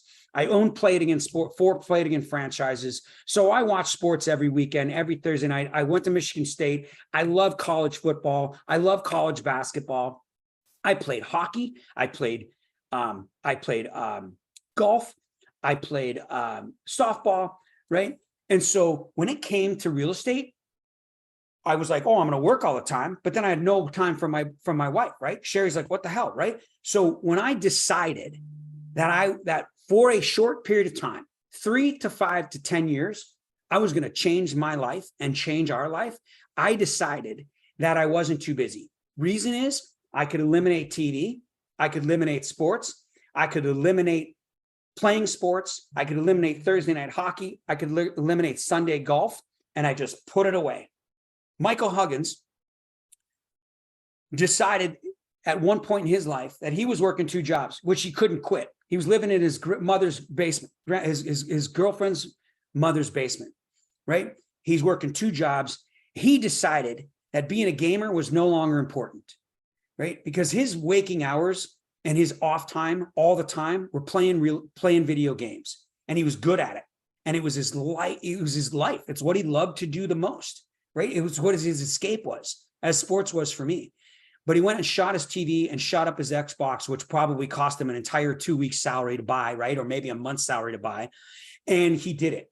We made a decision that we have the same 24 hours as the wealthy, as Bill Gates, Jeff Bezos, and everybody else. You think Jeff Bezos didn't have a family at the time when he married his secretary from Amazon back in the 1990s, right? Whatever, when he started a family and all those other things, and he had a life and he had a job, right? Working out of his basement. He made decisions of what to do with the same 24 hours. I'm not saying we're going to be Jeff Bezos. We're not going to make $6 billion a week. Right. But we have an opportunity to make some serious money, to change our future of our kids and our families by getting educated, staying up at night on our off time and not watching TV, instead of listening to the stupid radio. Right. For the first 3 years of my real estate career in 2008, 9, and 10, I never listened to the radio. I had a $2,000 stereo in the FJ, and I never listened to it. You know what I put in it? CDs on how to become a better person, CDs on how to be a real estate investor. Right? I took a few years off of everything I loved in the world so I could spend the next 30 years doing everything I loved in the world. Does that make sense? Like that's the difference between the broke and the wealthy. Broke is just a state of mind. So folks, it's not me just telling you what to do. It's telling you exactly what I did, right? If you want to have 50 grand a month in passive income, or I should say gross passive income, right? If you want to have 30 different doors, if you want to do 200 deals, if you want to make $1 million in profit on a deal, if you want any of these things, then you have to do what someone like the gurus, somehow, some way, they put together systems and they're incredible. I would love to be Cody Sperber. I'd love to be, Kent Clothier. I'd love to be Donald Trump. I'd love to be Pace Morby. I'd love to be, any of the instructors with Renatus, but I'm not. I'm Bill Predebon, right? I'm just a real estate investor dude, right? Who spent the last 14 years trying to get rich and trying to create wealth and trying to own some real estate and try to have some passive income. I go up and down. I've lost $100,000 on a deal. I've lost money on 6 out of 250 deals, plus or minus, right? I've made as little as $2,000 on a deal, right? On the deals that I have made money, right? But it's a very short period of time to create the amount of income that I have created. To create and I'm telling you, you aren't starting with $400,000 of negative equity, $100,000 in credit card debt in someone else's name, right? You're not starting out with no job, no credit, no job at all, no income, no job, no car, no retirement, no credit, right? None of that stuff. I didn't take a vacation. Talk about time that everybody else had. We didn't take a vacation for 5 years. In that big house, we didn't buy a piece of furniture. Sherry bought a piece of furniture. The only thing she bought in 2008, when we moved, in 2007, we moved in that house, was a bar top 4-person kitchen table. That we used her old couch, and we had nothing in the house. The first thing I was able to buy was 2011. Right? 3 years into being a real estate investor, I bought a $6,000 bed. And then I didn't take a vacation. We didn't take another vacation till 2013. I think we took one vacation in 2011 to go to one of my buddy's weddings. And Sherry probably paid for it, to be honest. Those are the types of sacrifices. We'll buy the 40-year deal, right? And when it comes to having no jobs or no deals, the interesting thing is, you heard me say this earlier, and this is the truth. The truth is, real estate is all around us. There are millions and millions of dwellings. And if you think about the growth in 2006, right, to the end of the 90s, when they were building tract homes for the first time, right? All the building and all across the country in 2001 through 2006, in 2007, when they're building houses. Those houses are now, right, almost 2 decades old. They need to be flipped and updated, right?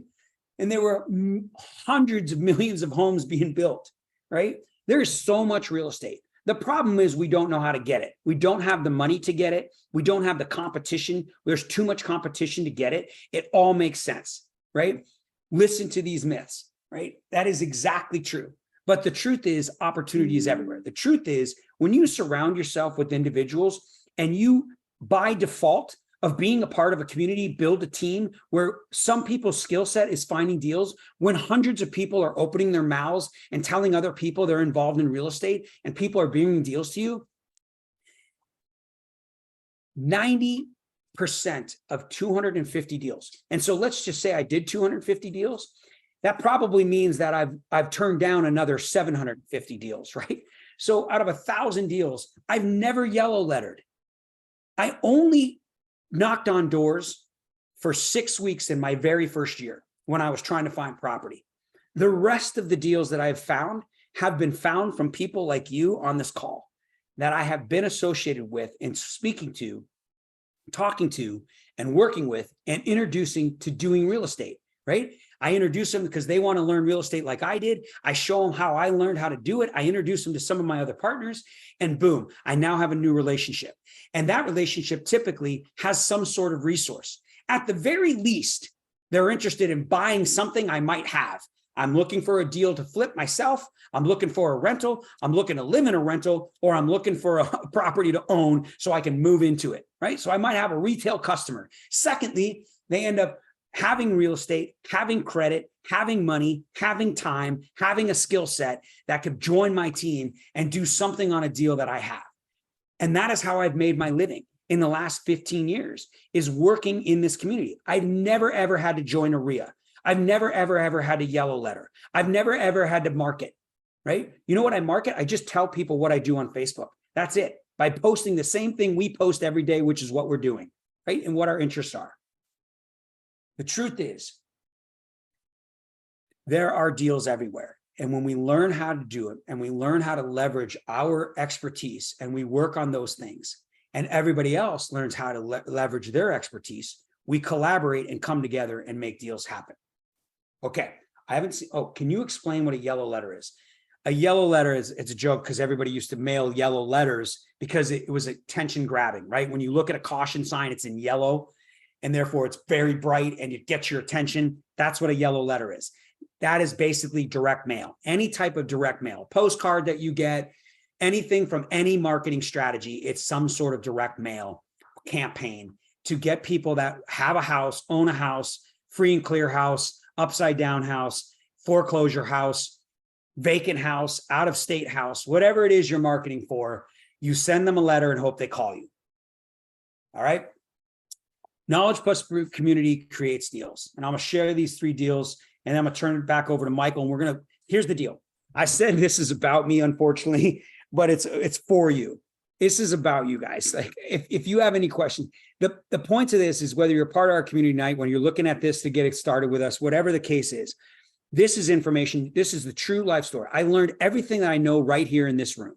Everything I know, everything I've been able to accomplish, it's because of this room, right? Part of it is because I've gone out and become also like I just get personal development education and personal development trade skills, right? But it's because of this community that I do that.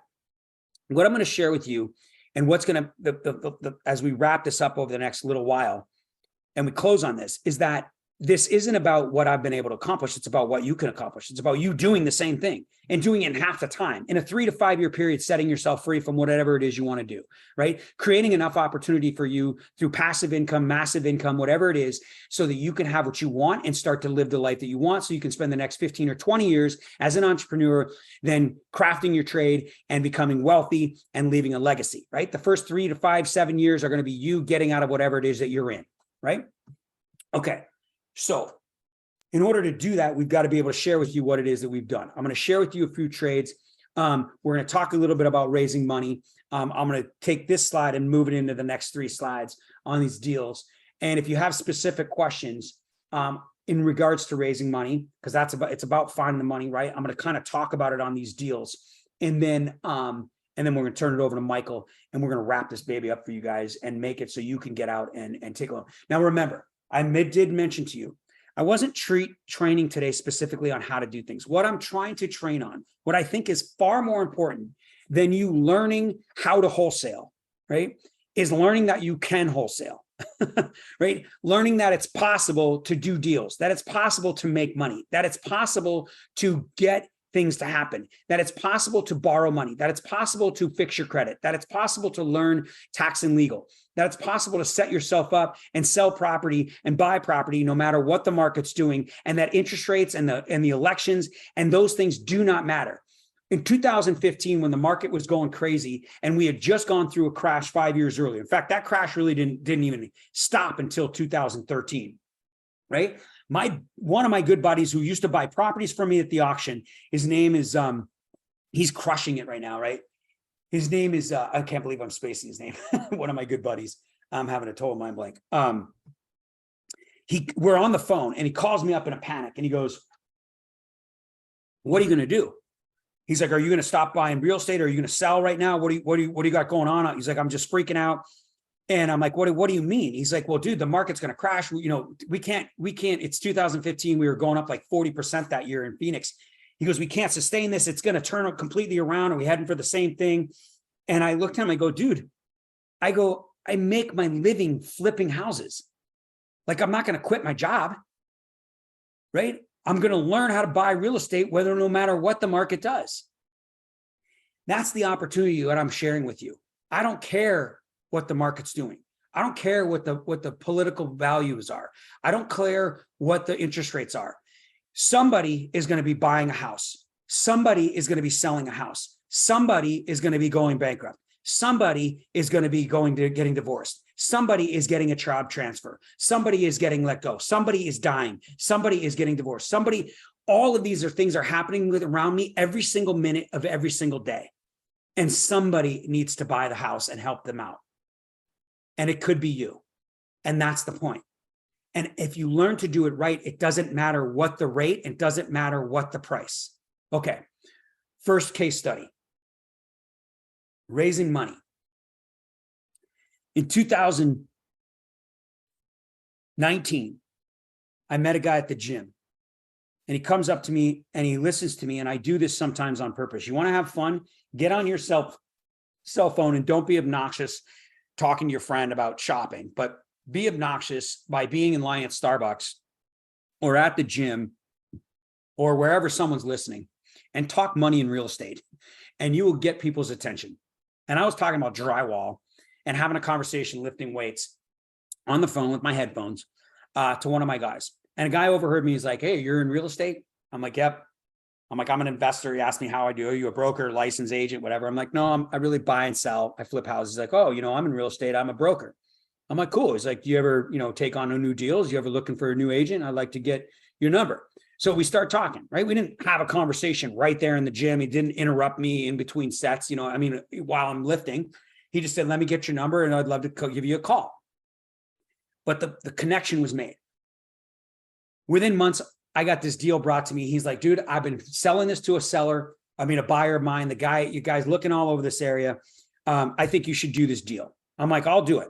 Bring it on. Let's put it under contract," right? He'd done the due diligence because he was trying to sell it to one of his buyers and he thought it was a good deal.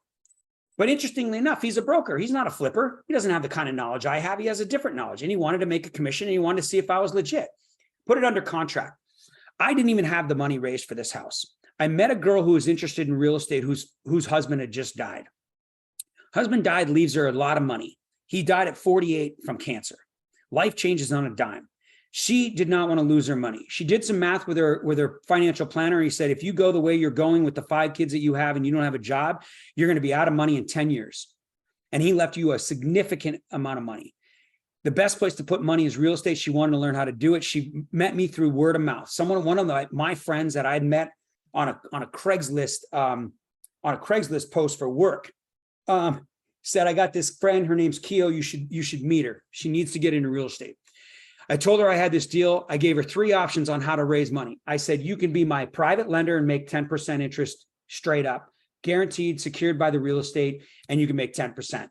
You want to make real money? Just become 100% investor with me. I'll give you a portion of the split of the proceeds. You're going to take all the risk. Or if you want a hybrid, I'll give you a lower guaranteed interest, right? I'm going to pay you on the next deal we do if we lose money, but I'm going to give you a portion of the profits." She takes the middle deal. So she gets a portion of the profit and she gets a guaranteed interest rate. She lends me, I didn't know her 2 weeks. She lends me $325,000 to do this deal. Bought it for $170,000. We end up actually, I borrowed another 100,000 from her after that to finish the deal, because it took us about 400 grand, 2 years, 18 months to do this deal. The rehab was 280. Carrying costs are in there, right? I had no carrying costs because it was private money. So she gave me the 170 to fix it or to buy it, $300,000 to fix it. We sell that house for $1 million, and she took a portion of 400 grand. I took the majority of 400 grand, and she got an interest on top of her $425,000 she lent me, right? That is understanding. Before I even knew the deal was brought to me by someone who was interested in real estate, because I had a conversation with people like I do all the time in real estate, in a public place, on purpose. The guy brings me the deal. She's interested in real estate through word of mouth by meeting a guy who works for me on my properties, who I got to come fix something. I told him if he ever knew of anybody that wanted to do real estate or had money, I'd be happy to meet with them, and I'd pay him for it, right? He brings me a person who just happened to lose her husband, and in time of need decided that she needed to provide for her family and she didn't know how to. So I was able to help her out. She made over almost a 19% overall of her return in 2 years per year on that money that she lent me. And I made almost 250 grand, right? On one deal, based on my knowledge on how to raise capital, right? Next case study. If you got questions, I'm here. Valley Avenue. Look at this picture. This is a picture. Actually, the other one is the glass house when it was originally. You guys go back, look at this picture right here. You guys, that's the glass house when I bought it for 170 grand on a half an acre on a hill. Go back to the other one. That's the glass house when I finished it. Pretty cool, huh? Okay, go to the picture. This is a picture of Sherry and I in 2014, 825 Valley Avenue, 0.9 miles from Dog Beach, Solana Beach, California, right next to the Del Mar Fairgrounds. My wife comes to my office and she goes, Bill, it's 2014. We've been busting our ass. She didn't say all these words, but in not so many words, she said, it's time for me. I want a place in California. I'm tired of Phoenix. You promised me we'd be in Phoenix in California by now. I want to get a place. I'm like, okay, I'm a real estate investor. I'm going to get my boots on the ground, blah, blah, blah, blah. She's like, nope, I'm looking on Craigslist, found this deal. You should call on it. I get the deal. She's like, knocks on my door a day later. Did you call him? I'm like, no, I'm getting ready to call him, right? I'm getting ready to get ready. She's like, call the stupid number. She stands there. I call the guy up. It's a broker trying to find the buyer, listing a for sale by owner for the person who gave him commission to put it on Craigslist to find the buyer so he could make him a commission because he was broke. I said, here's the deal, bro. I want to buy this $450,000 beach house that's less than a mile from the beach on the west side of I-5 in Solana Beach, California, for $20,000 down, and I want to owner finance the rest of it at 4% interest, and that's all I want to pay. And I only want to pay $2,000 a month for the mortgage. And the guy looks at me and he goes, nobody's going to do that. This is California. Why would anybody do that? That's dumb. I go, listen, bro, if you want to make a commission, go ahead and ask them. Worst case scenario, they tell us no. And if this isn't the house, I'll call you when I find another one and you can represent me. The guy never called me back. Sherry walks in my office, goes, have you heard from him? It's been 3 days. I'm like, oh no, I'm going to call him. She's like, call him now. I'm like, oh, I'm getting ready to call him. She's like, call him now. So I call a guy up. He's like, Bill, oh my God, I lost your number. I'm like, right, thinking to myself, I'm like, you threw my number out because you knew it would never work. He goes, you're never going to believe this. They're actually going to consider your offer. I'm like, why? Because you asked them? And he asked them. I negotiated it, 6% interest, deferred interest, part of it to have only $2,000 a month, which at that time, Sherry and I were making enough to cover the $2 grand if we didn't rent it out. We bought it for 450 grand. We fixed it up in 10 days with 20 grand on a 0% credit that she had. I flipped the house and wholesaled the house in order to have the $25,000 down that we put down. So we put that 25 grand down of our own money that we made flipping a house. And we buy this house and we get to go to California, a dream house for ours with our dogs, walk to Dog Beach. We owned it for 5 years. We went to the beach every Christmas, every 4th of July, went to Del Mar Fairgrounds, went to the restaurants, went to shopping right by Whole Foods right next to us. We're at the beach, rode bikes, rented it out for like $4,000 a month when we rented it, all the time, covering pretty much the entire mortgage for the year. Didn't cash flow a ton. had a bunch of write-offs from the property, and we sold it in 2021 during COVID and made another $200,000 on that property, almost 250 grand, right? So that we could go on and buy our dream house, which we're in now, not our dream house, but a dream lake house that we live on in Michigan that we're at for 3 months out of the year. So folks, the point to this is understanding creative financing and understand the needs of a seller. You guys, it is so cool. You can have the house that you want in the place that you want to live and learn how to rent it out and learn how to offset the expenses and cover it the way that you can, so that you can have a place to go travel to on your own. And then over time, through real estate taxes and real estate appreciation and improving the property, you can have a dream house. It doesn't have to be your dream house. It doesn't have to be the $1 million house on the lake yet or on the ocean, right? The pressure of a wife's put out on us. They want something. Yeah. Thank God. Thank God she was like, Bill, stop getting ready to get ready. You don't have to have all your ducks in a row. Just make the offer. All right, last case study, and then we'll wrap it up, turn it over to Michael. We're good to go, folks. This is understanding. Campbell 3.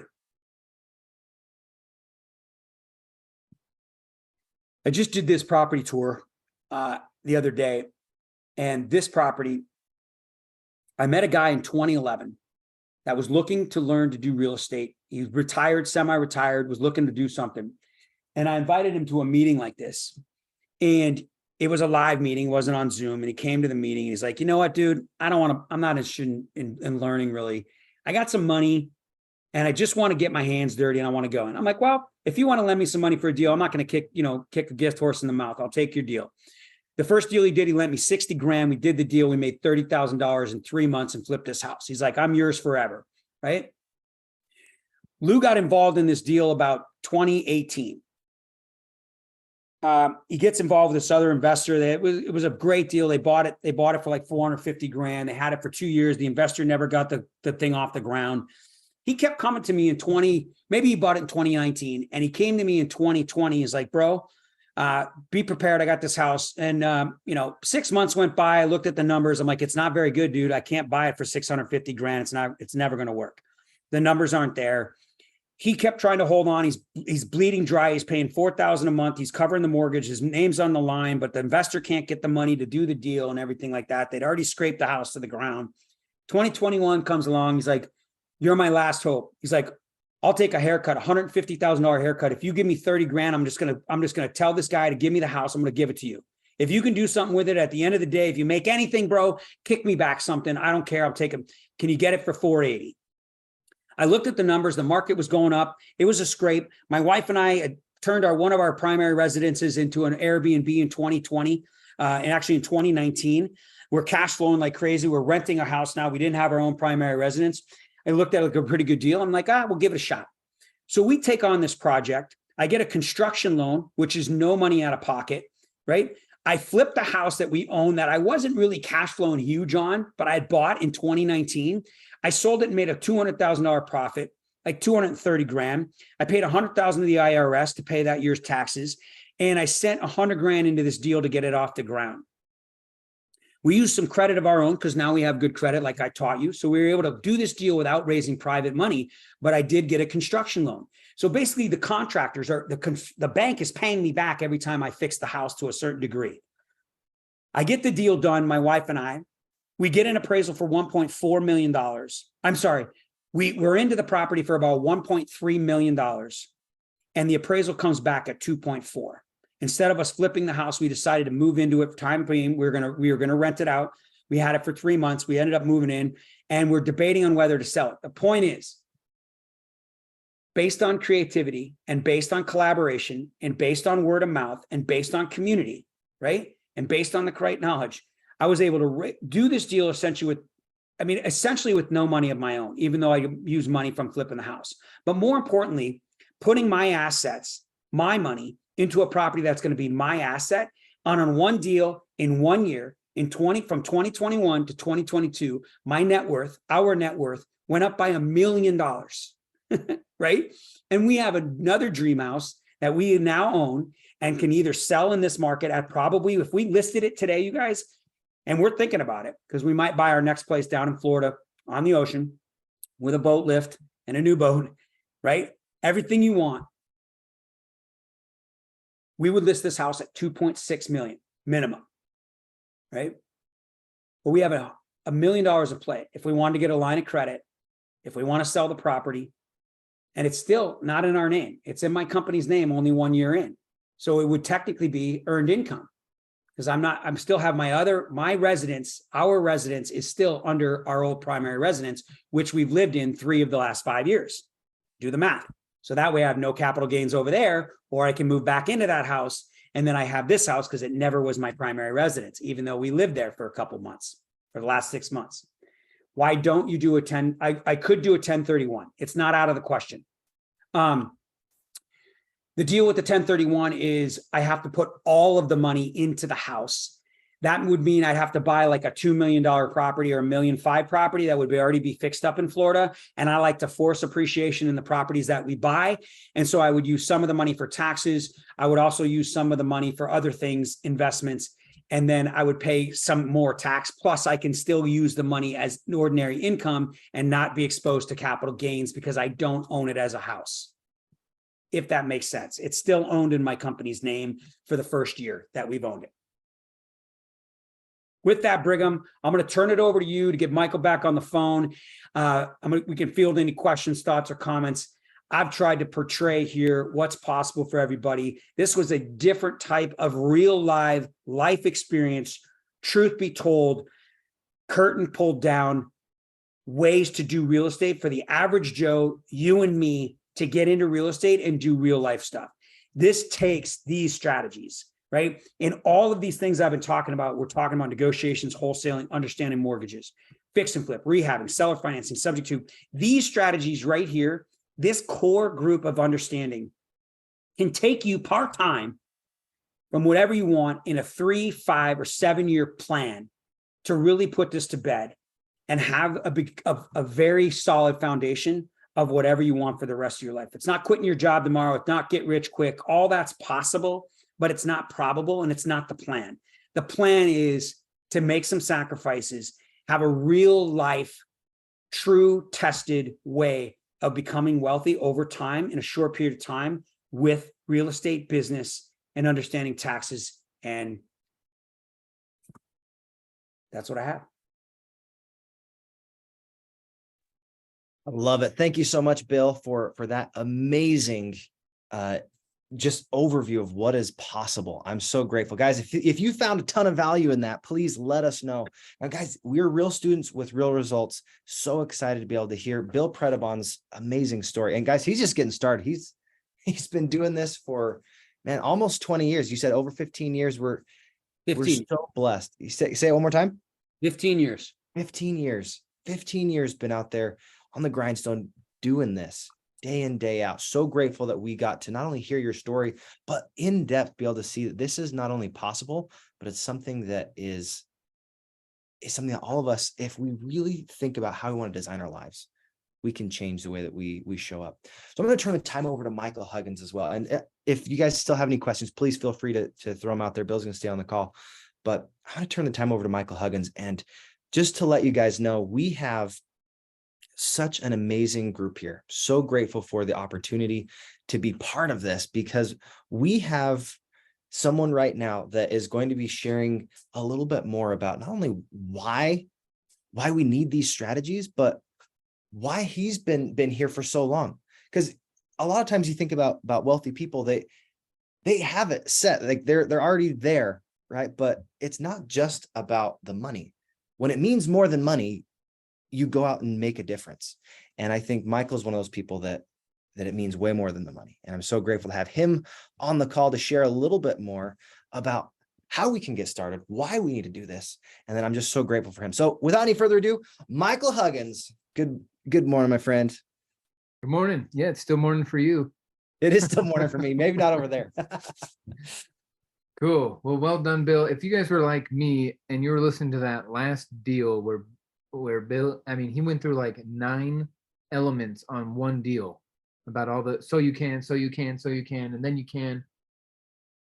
Bill, if you're open to that, I was thinking putting up the whiteboard and then drawing out what you were saying, because there was a lot to that last deal. And if people miss it, then they think, oh, cool, he made some money on a deal.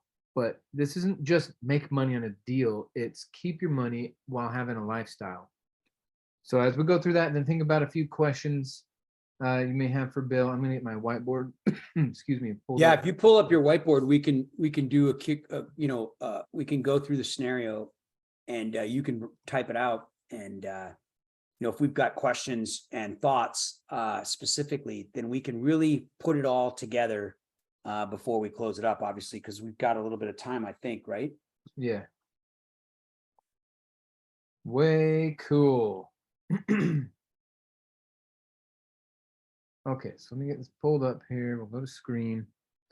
Now we're just going to start from the beginning, because folks, if you can see it's multiple layers to this kind of lifestyle. It's not just buy a cheap house and fix it. Yeah, so this would be for everybody to participate, and we can really, take the theoretical, if you will, and that really wasn't theory, the life experiences, and really hone it down into the how, right? So we have a little bit of time to really dial in what I did or how I did it and how you can do it too. And then where we, get the education and all those things. So Michael, we're talking about the $1 million deal. Yes. So, from the top. So first of all, finding the deal, right, you guys? So remember, relationship capital, and Michael, you can attest to this, right? Relationship capital is so critical. The thing that I do is I don't go find a lawyer. Like, my lawyer is from this community. The interesting thing is the people that I work with in the professional realm, I get from like hard money lenders. It's interesting. I get people from guys out of Chicago, Pittsburgh. One of the properties I own in Pittsburgh is from a guy who's in our community out of Pittsburgh, right? That I introduced, that I met on a real estate retreat in Acapulco. So my point is that this deal was based on a relationship from 2011. It didn't happen overnight.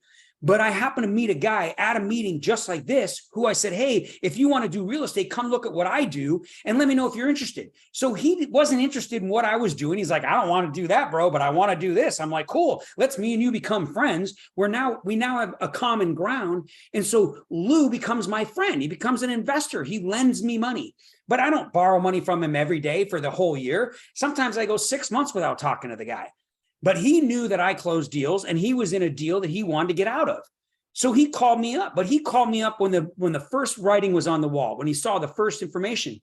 And he's like, by the way, just letting you know, I may need you to get ready for this deal, and it's going to be an expensive deal. So let me know if you can wholesale it, sell it to one of your investor buddies or whatever. But when time is ready, if I got my, my shorts in a bundle, I'm going to give you a call and I need out. Sure enough, that time came, and that was 2021. And he said, Bill, I'm done. This guy can't do anything. I'm taking the property back.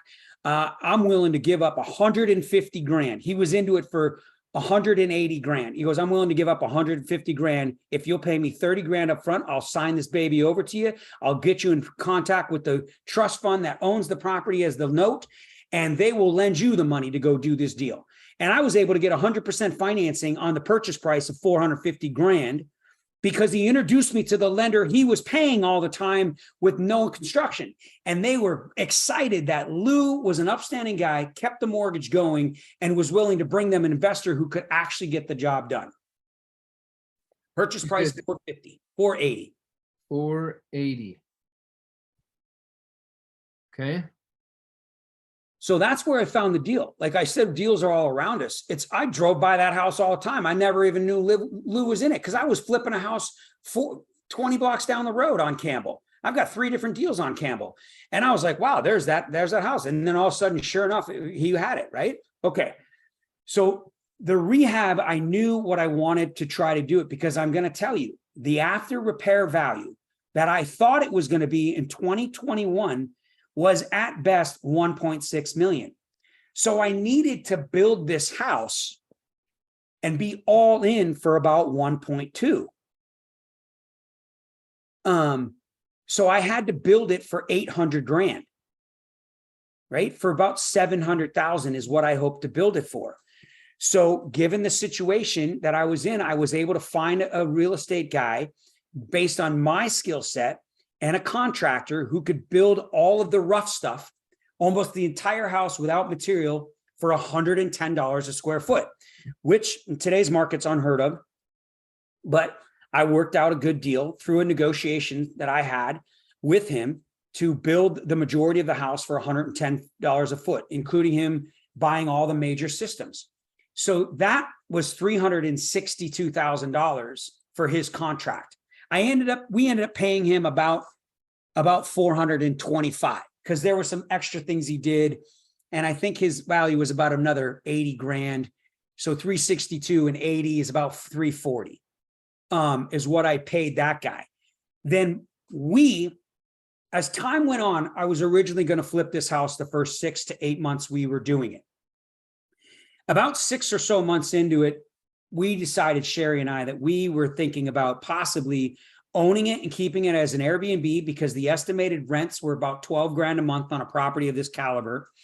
And then 2, we were going to have it as a backup move-in. We decided that it's possible we would just buy the house. We would, if we could refinance it and make it happen with our credit, we would cross that bridge when the time came to put it on the market or not. So Sherry and I started looking at it and improving the property as if we wanted to own it. We picked out some a little bit more expensive flooring. We put in a steam shower. We chose which pool we would have if we kept it. We still kept it common. We still made everything pretty neutral, like everything is, and everything was still basic, the same flips. But for example, I put in a really nice toilet in the master bathroom. You wouldn't think toilets cost $3 grand, but some of them do. In fact, they cost up to $8 grand if you really want one. So we put in on top of the 440, about 360 grand of money that was budgeted for the material, the flooring, the cabinets, the countertops, the finishes, the plumbing, the AC units, right? Well, the AC was bought by the contractor, but the exterior walls we put on, we did some elevations that weren't really in there. And so the other part of the rehab was another 360 grand, which put the total rehab to 800,000, right? The property took a year. The loan that I owed on the construction loan was 1.2 million, or 1.1 million rather. That was the construction loan, 1.1. So I was basically out of pocket a couple $100,000. As I mentioned before, 100,000 of that came from our credit and some other monies that we had, and another, we actually had a line of credit on a couple different rentals that we used, and we used 100,000 from that property I sold. So in this case, we did use our own resources, and then we also used the construction loan. We were able to, and then that is when we did the refi, when we got the C of O. 2022, a year later, we got the C of O. And the appraisal on the refinance, we did a commercial loan debt service coverage ratio. It's called a DSCR based on good credit. We had good credit. We were able to get a loan to refinance the property, pulled out 1.2 million or 1.3 million. Well, yeah. And the property appraised for 1.4 million. I'm sorry, 2.4. The property appraised for 2.4 million. We got a loan for 1.3 million. And we paid the construction loan back and our line of credit back. And we paid off Lou. Lou was so ecstatic because I remember Lou was out 180 grand and I only paid him 30 up front. I was able to pay Lou back 150 grand. And Lou was made 100% whole on his original investment with the old investor, is now eternally grateful to me. And we have $1 million of equity in the property. Now we have about $1.3 million equity in the property. And that goes on our balance sheet. So if Sherry and I wanted to get a line of credit for $300,000, $400,000, $600,000 and go buy a property in Florida and keep this one, we could do that too. Right? Lots of options on how to do this. The best part about it, you guys, is worst case scenario. What do? I just sell it. Right? I could have sold it in 2022 when we could have kept living in gone back in one of our other rentals, or we could have just kept renting and bought a different house. with the profits from the sale. Fortunately, What's the total C of O time? Brigham is a certificate of occupancy. Final inspection, we had, a dozen inspections along the way, and we got the final inspection at the very end, and that which allows people to actually occupy the home, and it's safe and okay for people to move in. And then once you get a C of O, then the banks can lend you money. And we paid off the hard money lender, and now we have a lifestyle, and that, we have this home. And we How have long did options it to- take from beginning to end? What's that? The time frame from finding the 12 deal months. to Yeah, 12, almost 13 months. awesome. Pretty cool. You make $100,000 a month passively. I wasn't building it. Right? Someone else was working, getting up early, putting on the belt, driving. We had a project manager, and for most of the time, and then we her and I went there all the time, but for 5 minutes or 30 minutes to enjoy the progress. And we went, had fun picking out stuff and shopping on Amazon and going to light fixtures houses and stuff like that. And you guys, Folks, it's not all what do they say, Mike? I don't remember. Cupcakes and peaches rainbows and cream, roses and cupcakes. yeah, roses and cupcakes. You guys, we had arguments. She noticed something was wrong with the framing, and I didn't believe her. I'm like, I trust my contract. Like, we had regrets, and we had questions ourselves on whether we should have bought this fixture or paid for that much for the flooring, or what. We had to end up painting it twice because the color didn't come out right. I mean, like, there's all kinds of things, but at the end of the day, it's real estate. And at the end of the day, we had exit strategies. And at the end of the day, there was calculation and mitigation of risk based on knowledge and experience of not only myself, but others. And we had resources. We didn't just do this in our first year. This is our 15th year doing this. She makes money. She has a business. I have another business. We had other projects. We have other houses. We had other options, but we learned all this. And remember, this is part-time. This is for you to be able to do in your lifetime, but in a very short period of time. We're not giving up 40 to 50 years of our life to live on 40 to 50% of our salary for 40 to 50 hours a week.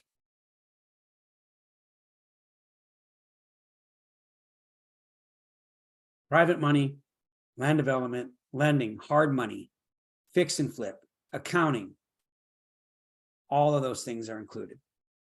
Well, yeah, and folks, the difference why Bill is getting the results he's after is because he has the CEO mentality. These are not things that were taught in the K through 12 or public systems or on the job. The thing I like about being a CEO is they do two things. They read reports. So the more you hang out with us, the more you're going to know what reports to read and how to read them. Yep. Okay. And your second job as CEO is write checks. That's true. I'm watching Suits right now, and all the CEOs write checks. Okay, so you need to know how to read the reports and to whom to send the checks. Okay, so as you have the CEO mentality, do you need to be in a specific location to read a report or write a check? See, the flexibility about where you can live, how you can engage with your family and your time, it comes down to having that CEO mentality. So your appraiser is going to give you reports, and your agent's going to give you reports, and your accountant's going to give you reports, and your insurance guy is going to give you reports. Your handyman's going to have a report. Your maintenance keeper, your property manager, your lawyer, your lender, they're all going to have documents and reports for you to need to read. Just because you can read English doesn't mean you know how to read the report. If you don't know how to read the report, how are you going to make a decision as the CEO? So the approach we have is twofold. It's going to teach you how to read the reports and then how to think long-term like a CEO and steer the ship so that all of these people that are in your enterprise, they all still get paid, their kids still eat, everyone still grows, and then you could still have this ongoing business. What's interesting, Michael, is can you imagine And some of you might be looking at that going, wow, that is overwhelming. The cool thing is like, I had none of this when we started. We have all this for you. Like, and I don't mean like, oh, there's one project manager, but what I mean is we have so much experience and so many people doing all of these things in so many areas across the nation that somebody has some experience and some reference for you to have these kind of things put in place for you. You do not need to go out like every guru says and go meet your lawyer and go meet your project manager and go test drive and go get 3 bids and go get 3 estimates and go on Craigslist and go value this guy and go like that is so overwhelming and so overrated and so old school. Relationship capital and joining an existing community will save you more time than you can ever save in money. Read reports, write checks. So what Bill's talking about is our system. System. So it stands for SYSTEMS.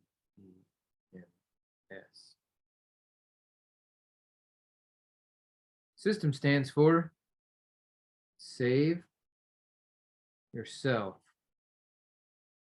stress, time, energy, money, and your sanity.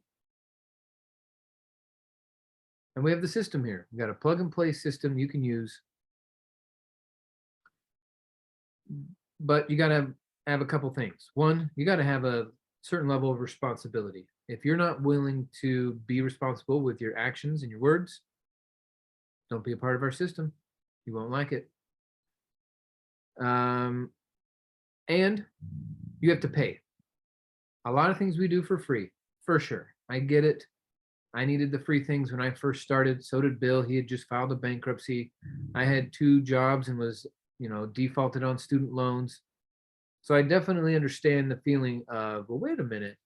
I need the money first and then I can pay you. But no, it doesn't work like that. We have a bunch of different ways for you to take care of the fee to be involved in our community. But I want to talk about what you get from it and why it's worth it. So I'm going to switch over to the PowerPoint real quick here because, oh yeah, and that reminds me. So I'm going to go to this slide, and then I'll go to a different slide. We're going to pop around to 2 different things. So one thing we need to understand here is the wealthy do 2 things. They own a business and they invest in real estate. Your business can be investing in real estate, but regardless, you got to have something to create the massive income. Because if it's just income is related to a clock, you're hosed. It's not going to work. You're not going to make the type of money you need to get ahead so that you can invest it and then get out of the rat race. So we've actually built a business inside a business for you. All right, so that should be charging here.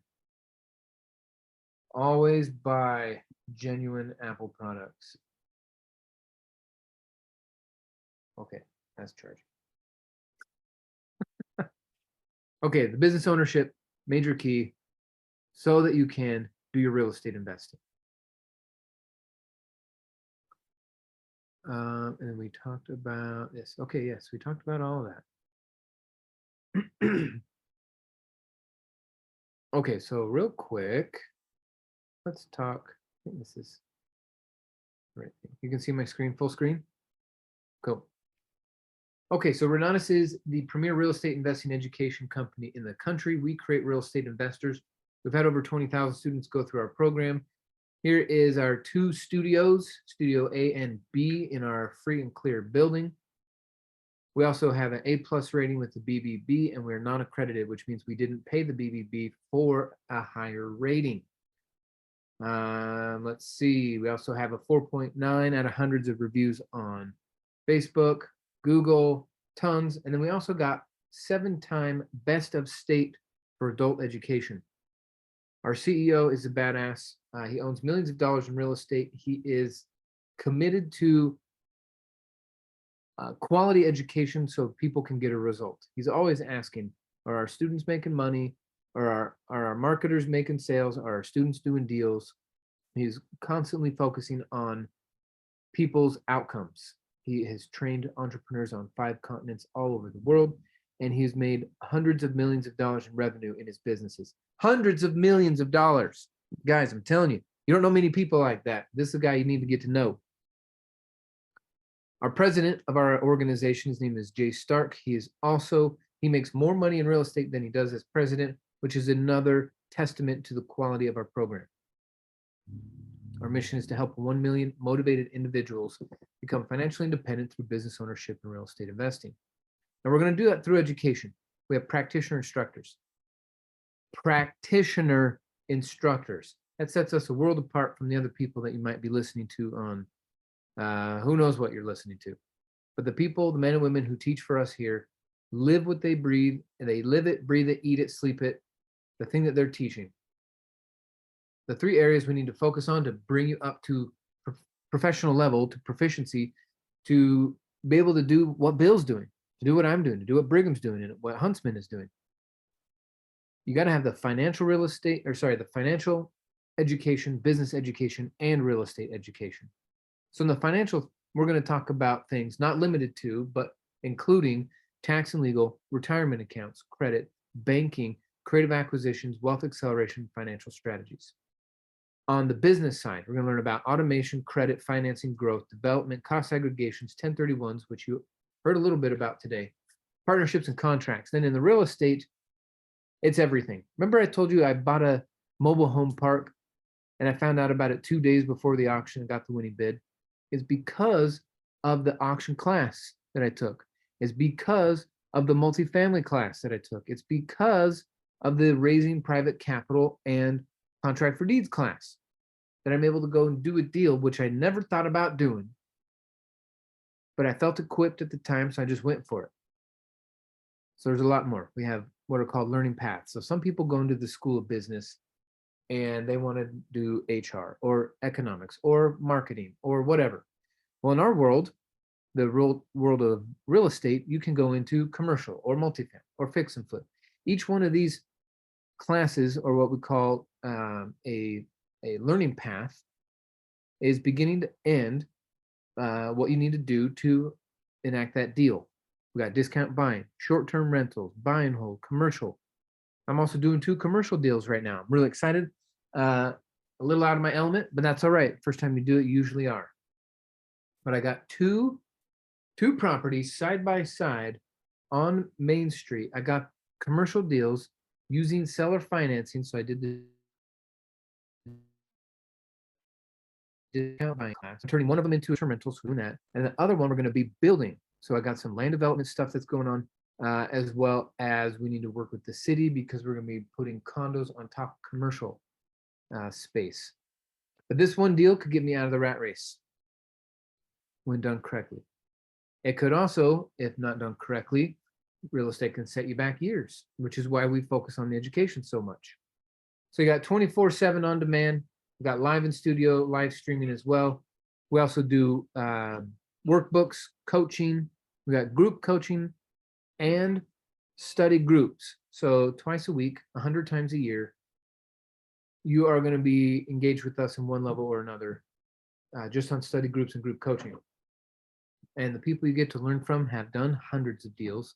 They live it. This is their full-time gig, being a real estate investor. And then because they love our community, they coach on the side. Now, this income thing I really want to talk about. So again, I'm bringing this slide up because this is where the biggest opportunity for you lies right here. No more waiting. This is now the doing part. Business ownership equals massive income. Real estate investing equals that passive recurring income. Have you guys heard of some of these companies? Of course you have. Amazon, Target, Walmart, Home Depot, Best Buy, eBay, Lowe's. These places will pay you to talk about them. Imagine that. Actually, over 80% of companies in this country right now offer some sort of affiliate word of mouth referral program. Let's see. Do I want to pause here and go to the other one? I want to show you how to make 50 grand in the next month so that you can go buy some real estate. So check this out. I'm going to switch. I'm going to go to a new PowerPoint real quick. Boom, here we go. So we pay you to talk about us. Also, as a disclaimer, we don't guarantee any money. There's no guarantees. There's no guarantees. You got to work hard. Got to be responsible. We started out the day talking about responsibility and working hard. Okay, so check this out. We have 5 different packages people can buy. We have the a la carte, the essentials, the profits, advanced, and the extreme. Our extreme combo is $34,991. Now, some of you go, hey, that's like the cost of an associate's degree or a cost of a new Honda. And some of you are like, that's more money than I've ever seen. I get it. But here's the thing. We offer a $12,000 commission for every student that you refer to our program. Do you need to know every class? No. Do you have to take every class? No. Do you need to answer a single real estate question to do this? No.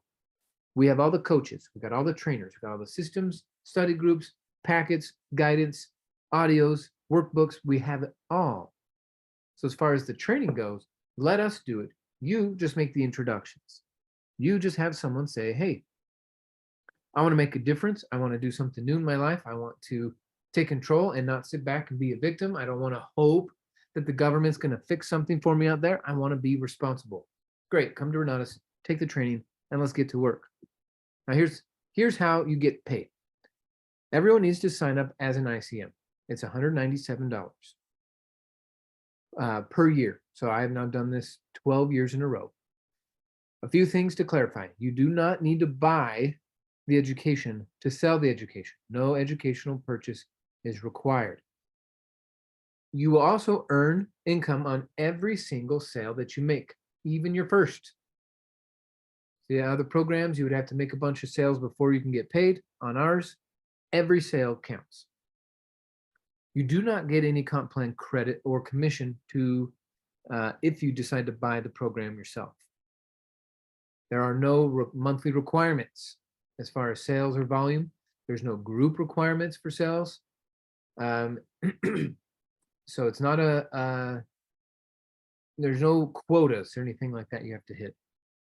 And the 6th point I'll make on this slide is whatever level you attain, as far as what percentage of the commission you get, as long as you do the yearly renewal of your 1-year contract. So every January, renew, you pay the $197. You get to keep that level.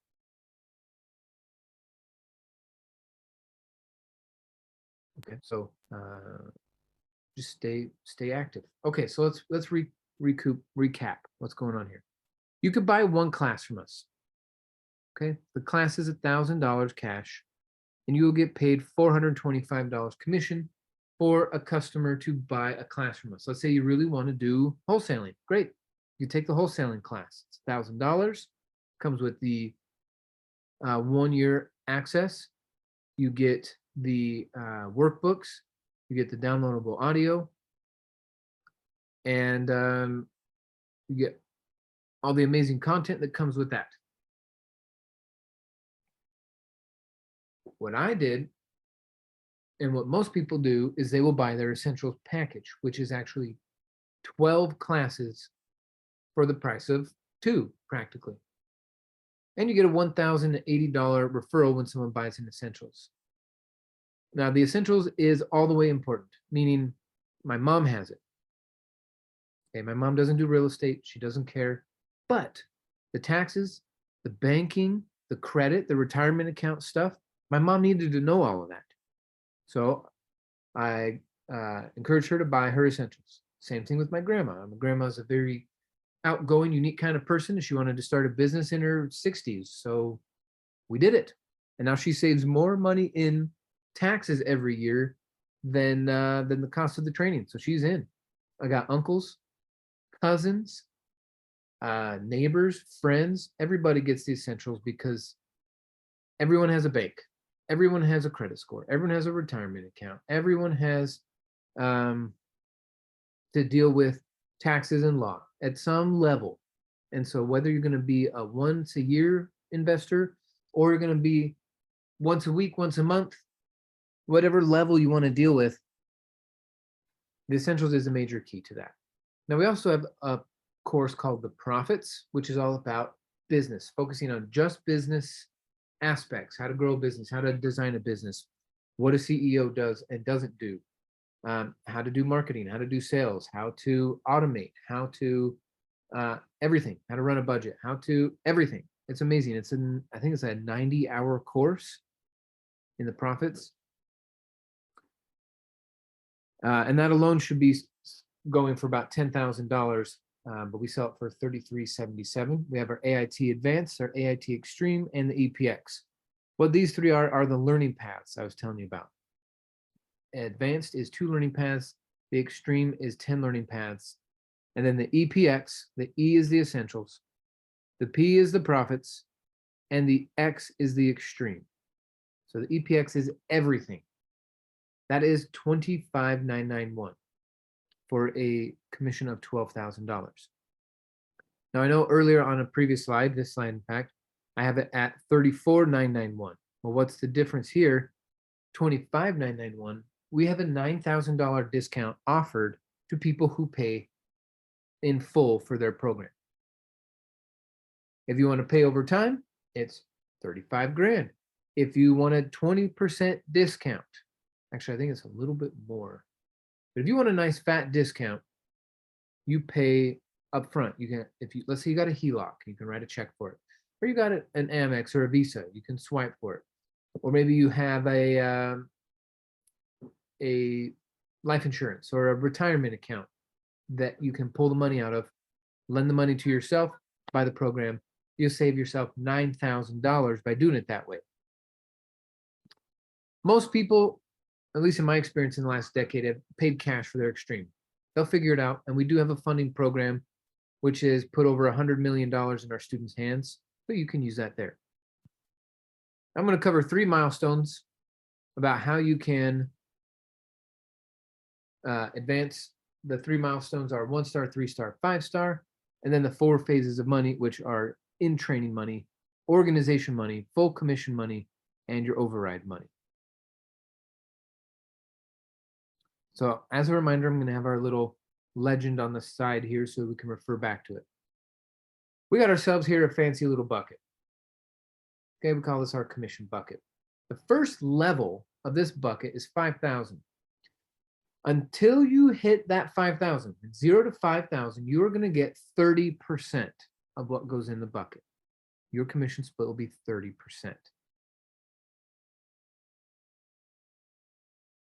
You're going to earn $1,500 when you put 5,000 in it. That 5,000 could be a 425, a 1080, 1560, 3117, and 9360 or 12,000. These are commissions on the side. The commissions go in the commission bucket. Your upline is going to get 70% of the first 5,000. Now let's talk about that next level. An additional 10,000 bumps you to 40% earned. 40% of anything you sell.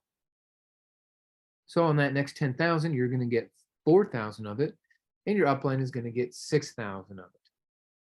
Now that last benchmark from 15 to 50 is 35,000, and you will get 50% of that, putting you at 17,500, and your upline will get 17,500. But now you did it. You hit the 3 milestones: 1-star, 3-star, 5-star. 1-star, 3-star, 5-star. And by doing that, you will earn $23,000. If you generate the first 50 grand in commission, let's say you just enroll 5 people at the extreme, okay?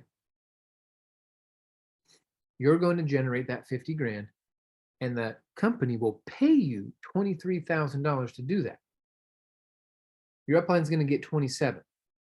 So out of that 50 that's going to be split, your upline gets a little bit more than you, but you're going to get practically half of your training commissions. This is called training commissions. This is called organization commission. So depending on who you are, if you brought someone in, you get organization money. If you're the person that got brought in, you're doing training money.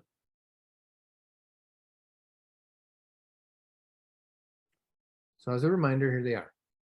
You can take a little screenshot here. Remind yourself how many checks you could get inside of a week or a month is up to you. Finding real estate deals and doing that whole thing takes education, commitment, organization, understanding, relationships, resources. Selling some education just requires an introduction.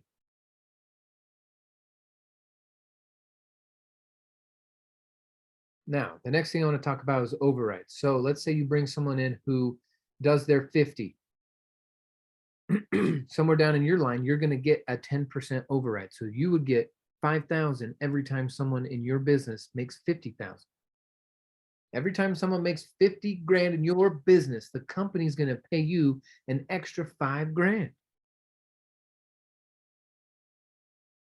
So it starts with the conversation, and we find out what emotion is driving them. For me, at that time when I wanted to get in, it was fear. I was afraid of defaulting on my student loan. I was afraid of not being able to provide for my growing family. I was afraid of not being able to eat. I had a lot of fear driving me. But then it turned into a belief. I believed in the company. I saw the reviews. I saw the happy people. I saw the proof. And I started taking action. I started knocking on doors. I started submitting offers. I started telling other people about it. You know, my very first referral was actually a guy at Jiffy Lube working next to me. We were both under the hood, changing oil. You know, it's hot as can be. The oil is like 290 degrees. We're both like leaning over, wrenching on this car. And I'm like, dude, I found this community called Renatus. I'm going to be a real estate investor. I'm getting out of this. I'm not waiting for my 20-cent raise to change my life. No, I found a group and I'm going to take action. I'm going to do it this way. And he said, well, really, what are you going to do? I have a rental, but it's not making me any money. I want to do something. So he came to the meeting. He met some people. I was like, hey, this is my guy, Richard. He's helping me. Richard is Jared. Jared is Richard. Well, Jared said, all right, well, if you're doing it, I'm doing it too. And so he pulled out a credit card. He paid for the essentials. And I got a commission check for referring practically my boss. He's the guy that hired me at Jiffy Lube. I got a referral fee.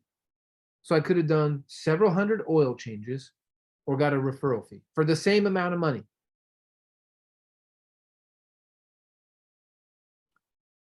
So the 4 money-making activities are see the people, tell the story, build for events, and follow up. That's what I've been doing.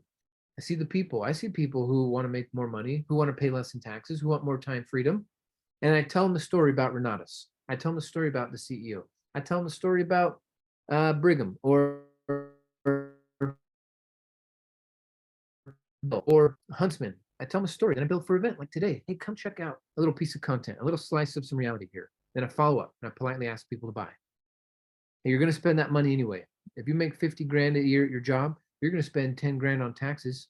You might as well spend that 10 grand on this education and get a 10 grand write-off. It's up to you. Now, in preparing for this, we looked up and said, what does it take to earn $100,000 in this country? If you're in this country and you graduated from high school, the average earnings is 35 grand.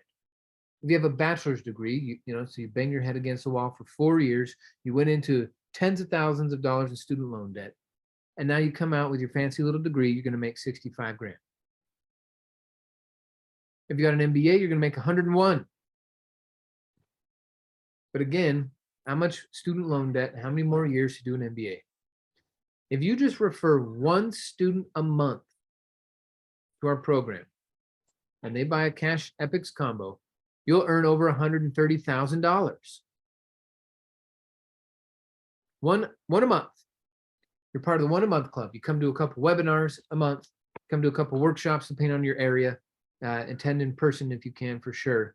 I see Team Vegas got their people put together. I know the Georgia and Florida team, they got their stuff going on last week. The Chicago team had a couple hundred people getting together between their online and live stuff. So there's a lot of things going around the country. The Salt Lake team, northern Utah and Salt Lake City, I know they got their stuff going on. The Denver team. So go attend some monthly meetings with some awesome positive investors and bring a friend once a month. If they decide to buy, you'll get 134 grand a year. Do you need a job if you're making that? Some yes, some no. But you at least got an extra 100 grand to put down on a deal. $134,000 a year income puts you in the top 10% of income earners in the United States. If you want to go do that, you can work with us and develop skills, or you can go get an MBA, wait 6 years, go stand in line and wave a resume around. Check out my resume. No, instead, let's be responsible. Why we're honest? Why should you spend that time with us? Well, you can build a dream. That's what I'm doing right now. Between the land, the friends, the community, the family stuff that I'm developing, we're building the dream. It's working. You got flexible schedule, low startup costs, no overhead, low risk. You're risking $197 to do this. High earning potential. You know, there are some people in our group that make $10,000 a month. There's some people in our group that make 20.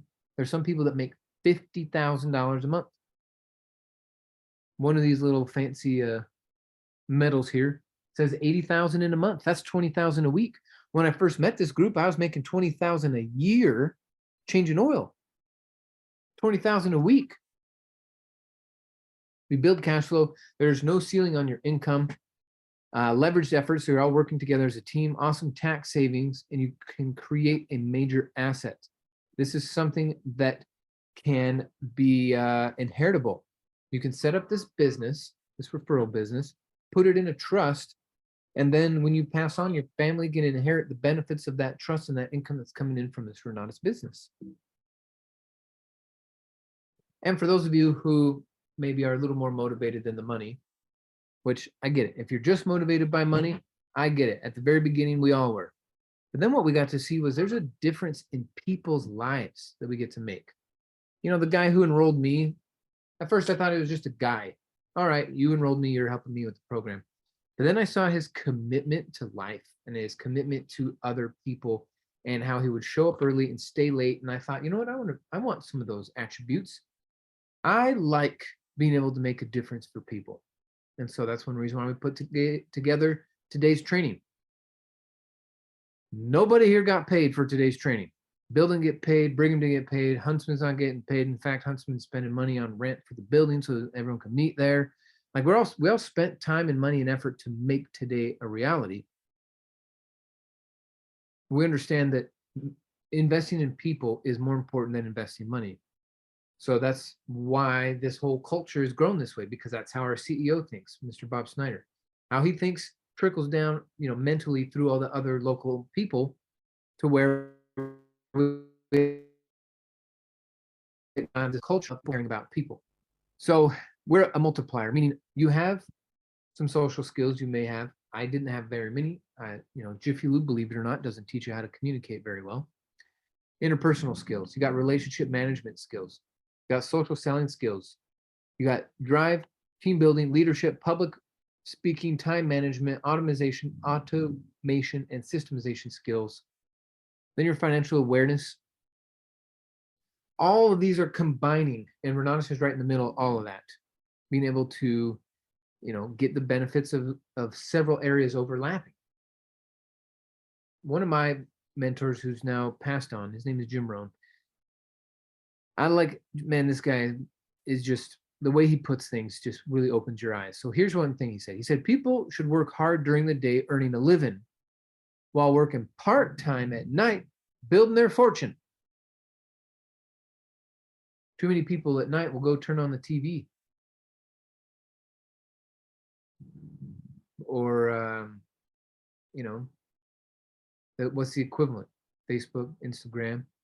The other equivalent that people don't like to talk about is Amazon. I'm shopping. I'm getting material for a project. No, you're not. You have a habit, and it's a bad one, and it has a 20% interest rate. Knock it off. Okay.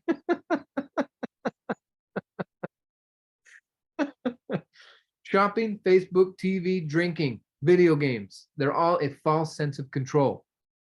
You want real control, it's with education, it's with a community, it's with being inspired, it's with having support.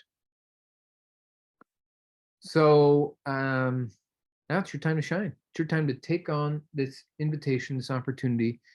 Here's a few new slides I'm going to put up here real quick. Some of you haven't thought, well, where do I find a deal? Where do I find well, it's actually all right out in front of you. Here's what I mean. Let's say you got Susan on the line here today, and you say, Susan, check it out. You want to get involved? She says, yes, this is fantastic. My job sucks. I'm not getting paid what I'm worth. I see leverage here, and I see that, hey, this is a meritocracy. Good work gets rewarded. So Susan goes out and finds Fred. Well, Susan has her own list of about 200 people she knows, from acquaintances to friends, colleagues, family. She knows about 200 people. And she gets Fred. She tells Fred, hey, Fred, I'm going to get involved in real estate. I'm going to go out there and grow a business. Are you interested in real estate? Would you like to see how this works in this community that I've found? So Fred comes down. He says, sure. Now, until Fred becomes 5-star, Fred's 200 leads are still Susan's 200 leads. And same for Dave and Ken. And in order for these people to move on, you practically have an unlimited supply of leads between your network, your friends' network, and then you can leverage your team, tools, and the systems to create an incredible amount of income. So you don't need to go out there and start gigantic Facebook ad campaigns or Google pay-per-clicks or go get a billboard. You don't need to do any of this. 4 out of 5 of your friends would like to pay off their mortgage, pay less in taxes, and pay less in interest to banks. So introduce them to our educational program. They'll get those benefits, and then they'll happily start using those benefits and go around and tell their friends, tell their family. Interestingly, the tree's roots are as big as the tree's branches. So if you don't like what the fruits are producing, you got to go look at the roots. You got to build deep.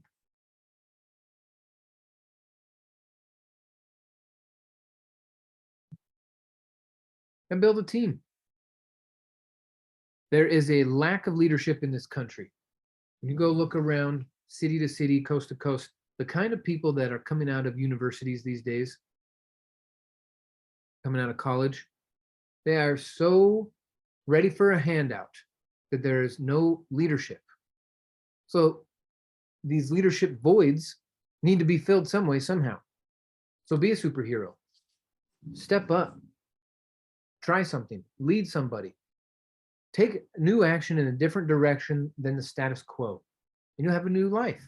But if you keep stepping in the status quo, you can look and see what kind of life that's going to lead.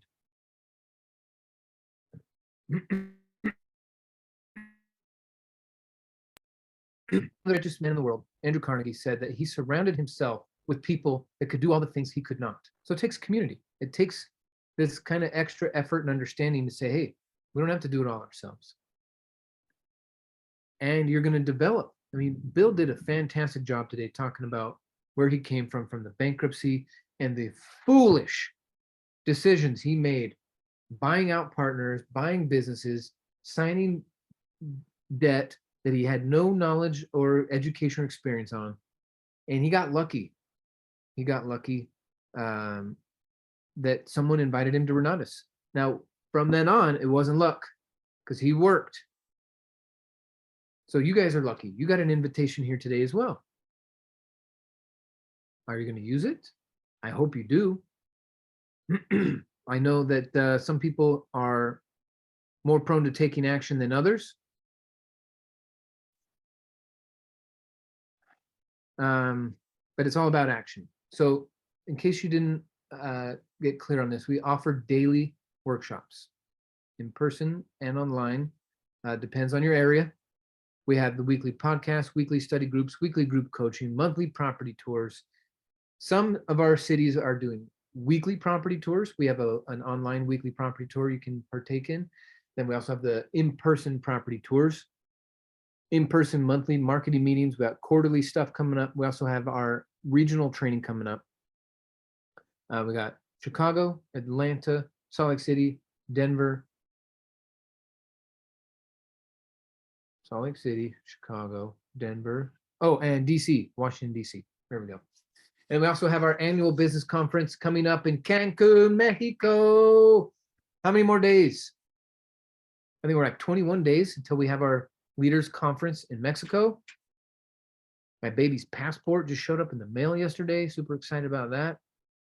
And then we have our annual business conference in April in Salt Lake. There'll be 1,000 people there.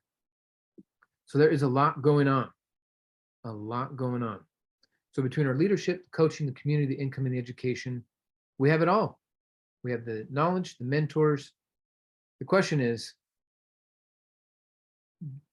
do you see the value?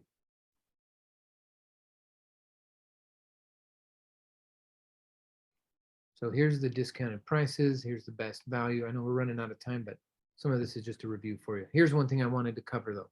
The billing options. If you put $4,600 down, you can pay $630 a month for 48 months, and you can just pay over time. You get access to all the same stuff. Your one-on-one coaching goes from 6 to 12, and it goes from a 1-year membership to a lifetime membership by doing this. So you can also get these commission checks.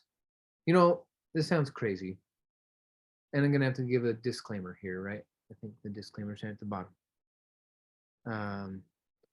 You know, results aren't typical. Yeah, it's coming up. Results aren't typical, folks. There we go, right here. Results aren't typical. You got to work hard. In 1 year, between my real estate efforts and networking and introducing people to Renatus, in 1 year, I made $905,000 from doing referrals. In 1 year, 905,000. I did 2 real estate deals, and I referred about 50 or so people to Renatus, and I made $900,000. How many $12,000 checks do you need to have a good month? Now, my first year, I only made $3,000. Okay, I made way more on my real estate side my first year than on my marketing. But you know, I was gaining the skills, how to communicate, how to sell, how to listen, how to paint a vision, how to show up on time, how to, you know, a lot of things had to work on me. But some of you already have those skill sets. You're just not getting paid what you're worth at your job. So you come over here, come work in this environment, you'll absolutely get paid what you're worth.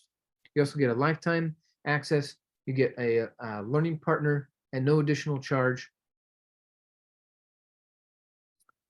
And here's a bunch of people who benefited. Oh, here's Steve Nomura. Bill was talking about this guy learning English and real estate at the same time. And now makes $50,000 a month. Here's Alvin. He's work at Chipotle. He said he now makes more in a month than he used to make in a year, and he owns 84 rentals at 26 years old.